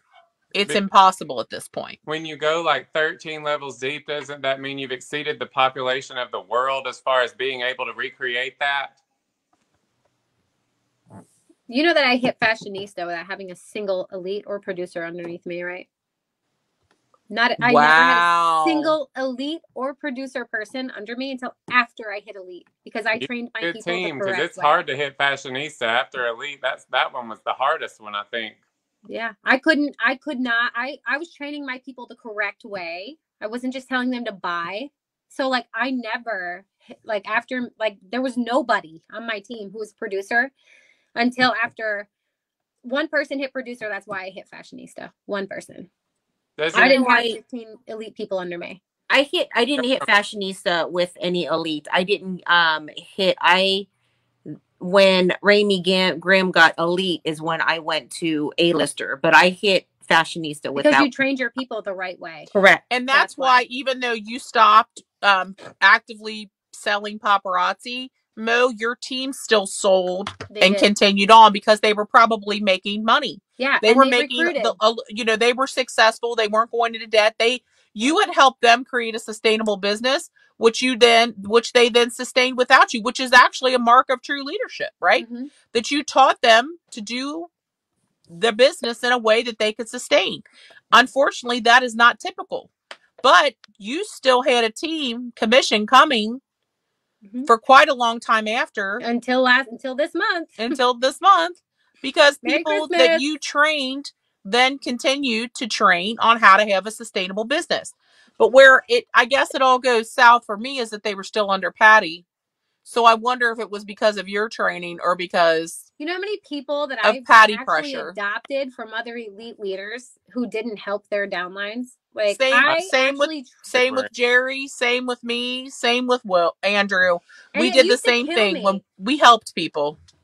I mean, I loved helping people. Like I said from the beginning, I was never in it for the money, but the people I freaking trained that were not under me were the ones that were hitting ranks. I'm like, what the hell? Like, I don't understand why I'm helping these people make money when they don't even care about these people. It's like frustrating. I would actually turn people away. I'm like, I don't want you to join my team because I don't have the time or the energy to train you. Because I'm not here right now, and I wish other especially elite leaders would have the same courtesy. Because it's like when you recruit someone, like you're actually affecting their lives if you're not helping them. That's right. Because they don't know what they're doing, and it's like it always rolls downhill, and it's like it's always the people like Jerry, like you, like me, like I'm sure Andrew too, like that actually care about people that bring them alongside of them, and they're like and those are like usually the people who need the most help, which like. It is what it is. I care more about people than money. So like I used to go out of my way for certain people like who weren't even on my team. Well, you know, Monica Cox is nowhere on my team or my league. She's under Mandy Heinz, and I put her in my training group and trained Monica Cox to become Monica Cox. That's amazing. I hate that we share the same name now because when people talk bad about like Monica the Elite, I'm like, oh, but now I don't have to worry about it because I'm not even a consultant anymore. So, and you know, the fact that we're all of a similar mindset is why we're all on tea time still trying to help people, because again, coming out and giving this information to folks doesn't make any of us any money. We're just trying to do the right thing, explain situations from different points of view, and help people make informed decisions about whether or not they continue to be with a company that treats human beings like that place treats human beings, because I don't think they value human beings. I think they value money and nothing else. I think that their most popular and most successful recruits are people who value money and nothing else and will do anything to get that money out of everyone below them. And that's why I can't say anything nice about Paparazzi Accessories anymore. I just think it's despicable, honestly. That it is despicable, and the way you've been treated is despicable. And I hope that you'll come back at some point if you get any information about why you were canceled. If you finally do get an email from compliance that explains, you know, whatever their reason for this is, because until now you weren't on any social media talking about anything. We already know. Now it's going to be disparaging comments. So they're probably switching up their email now. I'm sure, because I didn't get one to begin with. And I can tell you right now, I couldn't sign in for an hour. And I tried to reset my password. I thought someone hacked my account. I'm like, why can't I log in? I just want to see what my volume's at. Which, by the way, I will tell you, since after a convention, Tracy knows this. I've sent her screenshots. So cancel me all you want. I don't really care. You already did. My volume was literally almost cut in half. So it's actually true that the fact that you guys are shedding light on how they're treating people is actually making people quit. And it's taking money out of people's pockets. That was the question I really wanted to ask you, but since you didn't like voluntarily quit necessarily, well, I mean, you know, you didn't care. I was going to, honestly. I was going to come on here on the 20th. I just wanted to get paid one last time. Right. That was going to be my question. Like, how is it really on the inside? Yeah, so my commissions were around like $7,000. They've been around $3,000 since September. As a fashionista? Yeah. Ooh. Well, and I was inactive too. I was still making $7,000, which is pretty good. But yeah. Baby, I'm sorry. I was gonna say I'm not sorry. That's supposed to be like 7 to 12, isn't it? Yeah. But I was low end because I walked away after 2018. I was only fashionista for 2 months after I literally walked away. I was like, I just, nah. I could have hit A-lister easily, but like 3 months after, I literally, I'm telling you, I walked away. Like anyone who's on here that's on my team can probably tell you. I literally apologized to them. I was like, I can't do this anymore. I cannot morally sacrifice my own like mental health to do this anymore. I'm sick and tired of being bullied by people. Like I literally walked away. I could have hit A-lister, probably maybe an A-lister if I kept going. I checked out. Bye. I was done. My highest commission I ever got, where it was like $9,000. Oh wow, yeah.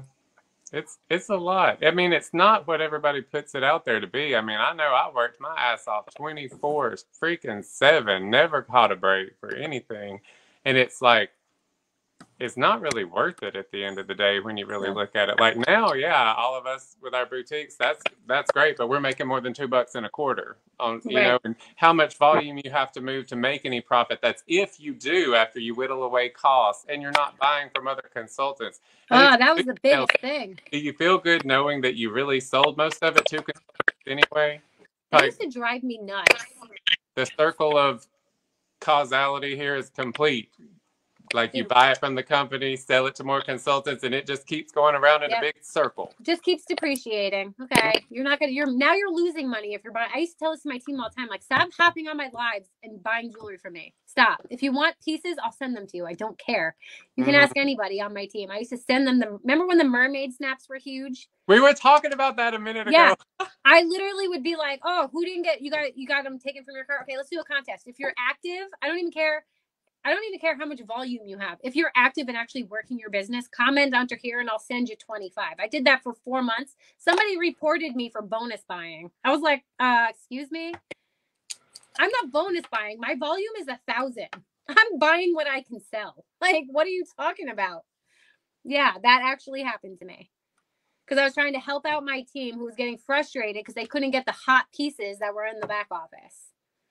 And we're not bonus buying by doing a leg-specific challenge to stimulate volume generation over here on our weak leg. I'll give away a flat screen to whoever. Everyone's entered if they buy 250 pieces today. Let me spin the wheel. Who's going to Yes. Go place a 50-piece order? I'll give you 20 for free. Like, what? It's so transparent. You never hear, that does it for me. Like, you never hear them saying, whoever sells the most today, and show me proof of your invoices paid and that they're not to consultants, then I'll believe you. Show me who can sell the most today. No, it's bitch, buy it. Whoever can go into debt the fastest, I will reward you. That's what it was. Exactly. I'm sorry if I talk over you. I cannot hear worth the crap. If y'all keep seeing me lean into here, we're gonna have to work out this. I'm talking over you, so I apologize. I come on here, I have to like get right here to hear. No, Andrew, you're fine. It's actually me that's interrupting you because I just get so freaking mad because I said this to my team for years and I had enough. Like I literally could not do it. Like no. And I remember one time I was like, if you guys have been in this business and you're trying to hit a certain rank, but you're not doing X, Y, and Z to get there, like if you're not like actually buying jewelry and selling it and going live for 4 hours, because that's what I would do. I would do marathon lives for 4 hours, get kicked off, go back on for 2.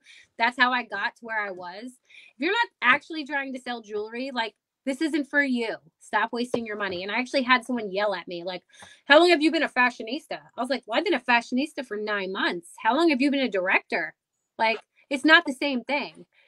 I'm not sitting here trying to hit A-lister. I'm trying to help you out and tell you, stop wasting your freaking money if you've been a director for 7 months. It's not that hard to hit. Right. Director. Right. See, I don't know. People get so heated and so absorbed by it. Is so all encompassing being a part of that company. Like I'm sure a lot of y'all can speak to this too. Like for me, it encompassed my whole freaking life. I was doing all the ordering, all the input into Comment Sold, before Comment Sold, all the invoicing, all the shipping, going on trips, doing this, trying to help train team members. Because God knows Hunter Matthew Newell never answered when anyone wanted help. So I would up and I would help, including his own mama. Couldn't even set her website up for her, but that's besides the point. It encompassed my life. It took over to the point where my only friends were other paparazzi people. That's where they get you. And that's what the kind of manipulation I hope everybody watching kind of picks up on. If you're in it, look around you. Where are the friends you hung out with before paparazzi? Because I'm willing to bet you probably don't see them very much because you're too busy being a paparazzi consultant, a paparazzi robot. Everybody is paparazzi in your life. And so and trust me, it's not if, it'll be when for most of you. You slip up and don't even know you've done something that they don't want you to do, then they're going to cut you off without question.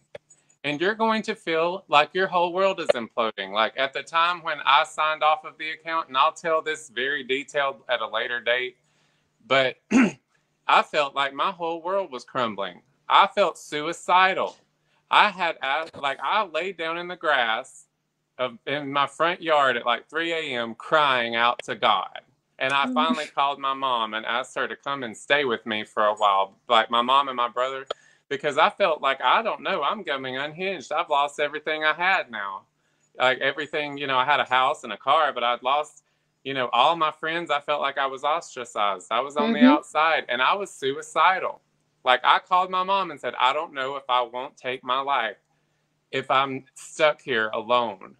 I'm alone. I feel not like I'm not connected to anybody anymore that I used to think were my friends, my family. I've been blocked by so many people the second I was out of it. And it's people I thought were friends, like Erica Cole. I thought she was my friend. Like she spent the night in our home. I just thought we were close, and then bam, gone. Nothing. And that's devastating to people. That's psychological warfare. It's traumatizing. And thank God I had, a mom that cared enough to come down and be here with me and make sure that I got my shit together and got a grip and realized that life is not over after paparazzi, because some people don't. Who knows how many, Lord, we didn't hear anything about the consultants who died from the convention and COVID from paparazzi.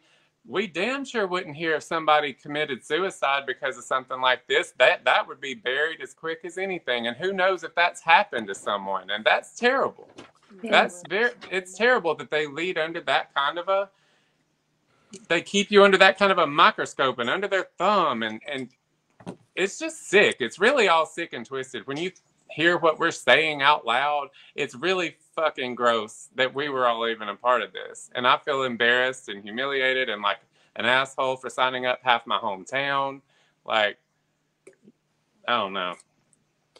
There's just so much to say and there's never enough time. It's kind of comforting though that you feel the same way that I feel.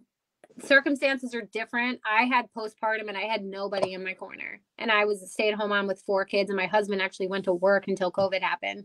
I was alone and I felt like a failure because I wasn't available to do what I had to do. And I would reach and reach and reach and nobody would ever respond to me, ever. And then I got told by somebody that I wasn't a true Christian because I'm miserable. And it's like, well, maybe if you knew what the hell was going on in my life and you actually cared to answer the phone because I've known you forever, maybe you would know what I'm dealing with. And if you were a Christian, maybe you'd reach for me a little bit. Maybe you'd have a little compassion as a Christian. Never got that. And I don't believe that someone could have postpartum for a week and get over it. Like I've lived it. It's hell. It's literally hell because especially being a stay-at-home mom, doing it by yourself, having 4 kids, 5 and under, I felt like I was drowning every day. Oh, sorry.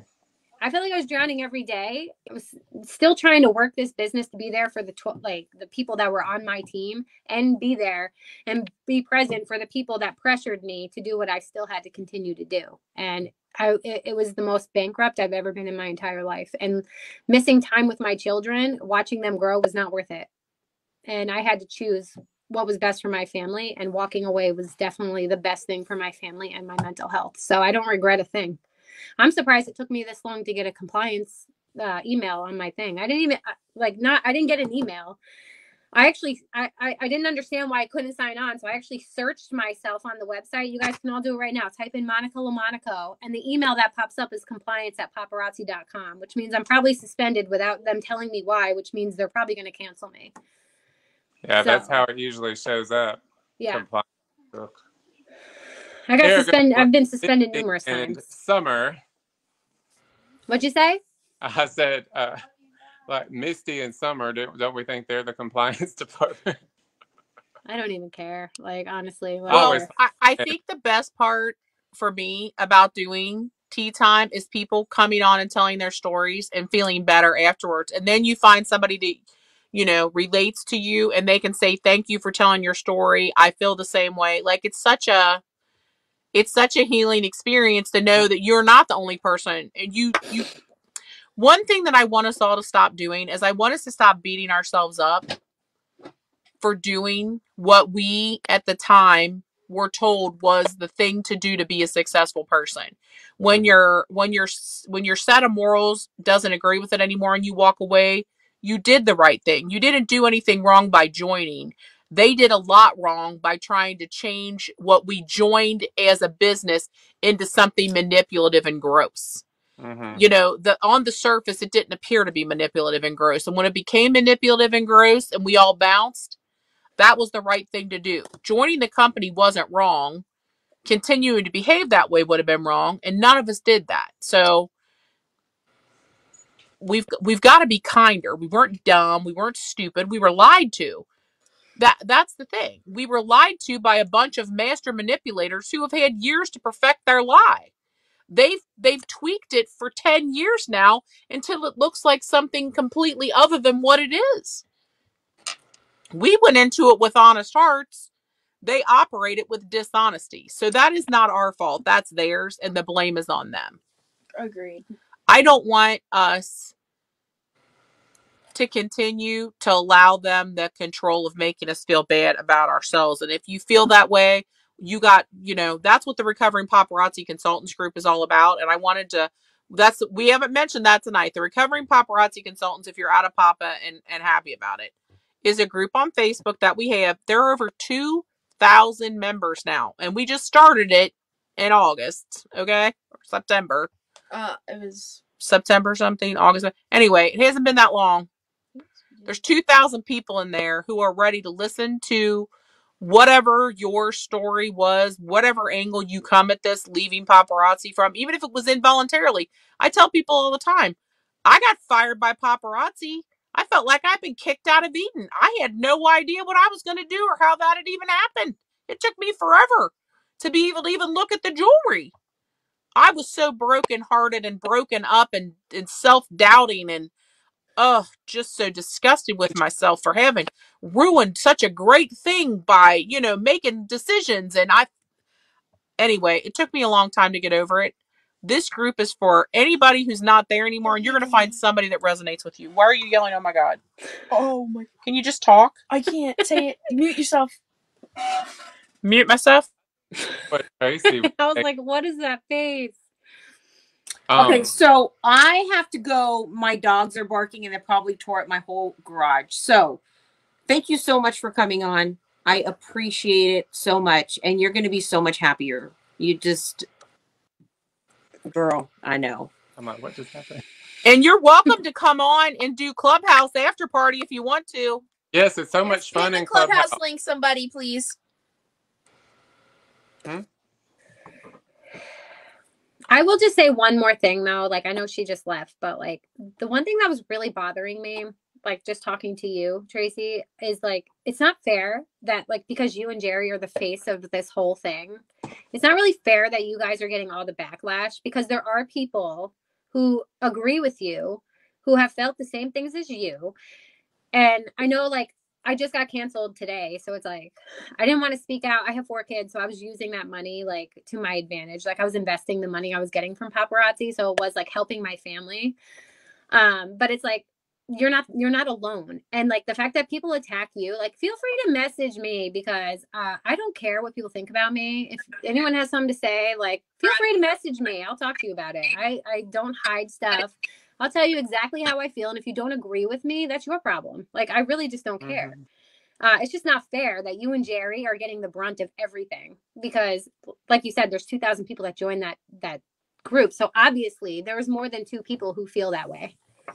Oh, and there's way more than that. I think there are a lot of people, even the ones in that talk shit about us or the movement at all. I think they're all you know, either they're so high up that, of course, they're protecting that money. I mean, I think probably anybody would at that point. I mean, But they can get on here we and all say felt whatever and not shitty get because, canceled. like, So Tracy, you probably, like me, I used to think, okay, this sucks that we're spending this so much on jewelry that our entire A-lister check's getting eaten up by the bill for it. But, you know, we're going to keep pushing, keep selling, and then we'll hit Jet Setter and Lux. Yeah. Then it'll all be worth it. Yeah. And we'll be set for life. Except not set for life. Yeah. Not worth. I'm pretty set for debtors I'm pretty set up for bankruptcy, but not so much for life. Right. I love you, Tracy. I love you too, and I'm so sorry that this is how it went down. But you know, I'm not mad you're gone from there, girl. Because You know I wanted you to be free, so we could talk about it. Girl, I've been free for a year and a half on my own accord. It's just the thing that burns me is they couldn't even give me the decency of telling me why I can't access my account. Like, just I think that us expecting decency from them at this point is still us just is holding out for the good in people that just doesn't exist there. So I don't know. Right. I want to see like people actually like do the right thing. So it's like, if you're gonna cancel me, at least just tell me. At least just be like, Monica, we're canceling you because you're selling Bellamy. Okay, I can sleep at night. Why the hell are you canceling me? I deleted my Facebook page. I don't have any of my same customer base. I don't even talk to anyone that was on my team because they're all done. They all literally like were canceled because they were inactive. My bet bet 2 years is that your best friend, Potty, probably reported you. Potty? I mean, I don't want to like blame anybody, like, if I don't know for sure, but it would make sense because my commission now goes to the next person above me. I mean, if I was a betting woman, PP Potty. Just saying. If that's what lets you sleep at night, then do you, girl. Don't care. Don't need it. All right. Well, everybody, it has been amazing. We've had scheduled guests. We had surprise guests. We had hot tea. We had surprise tea. It's been such a great night. Mo, Andrew, I cannot thank you guys enough for coming on. We're actually going to go on to Clubhouse here. They might have already set the room up right now. And there's going to be a little after party where people can actually all chat together. Yeah. So if anybody wants to come, please say you'll hop into Clubhouse if you got a chance. Come and say, tell us what you thought about tea time tonight. We'll all be in there. This will be up on YouTube as soon as we can manage it within the next couple days. And I don't know. I'm Tracy. And this is Caroline. We got Andrew and Mo. And we're out. We're out. Tea time has been served. Bye, everybody. Bye. Oh, very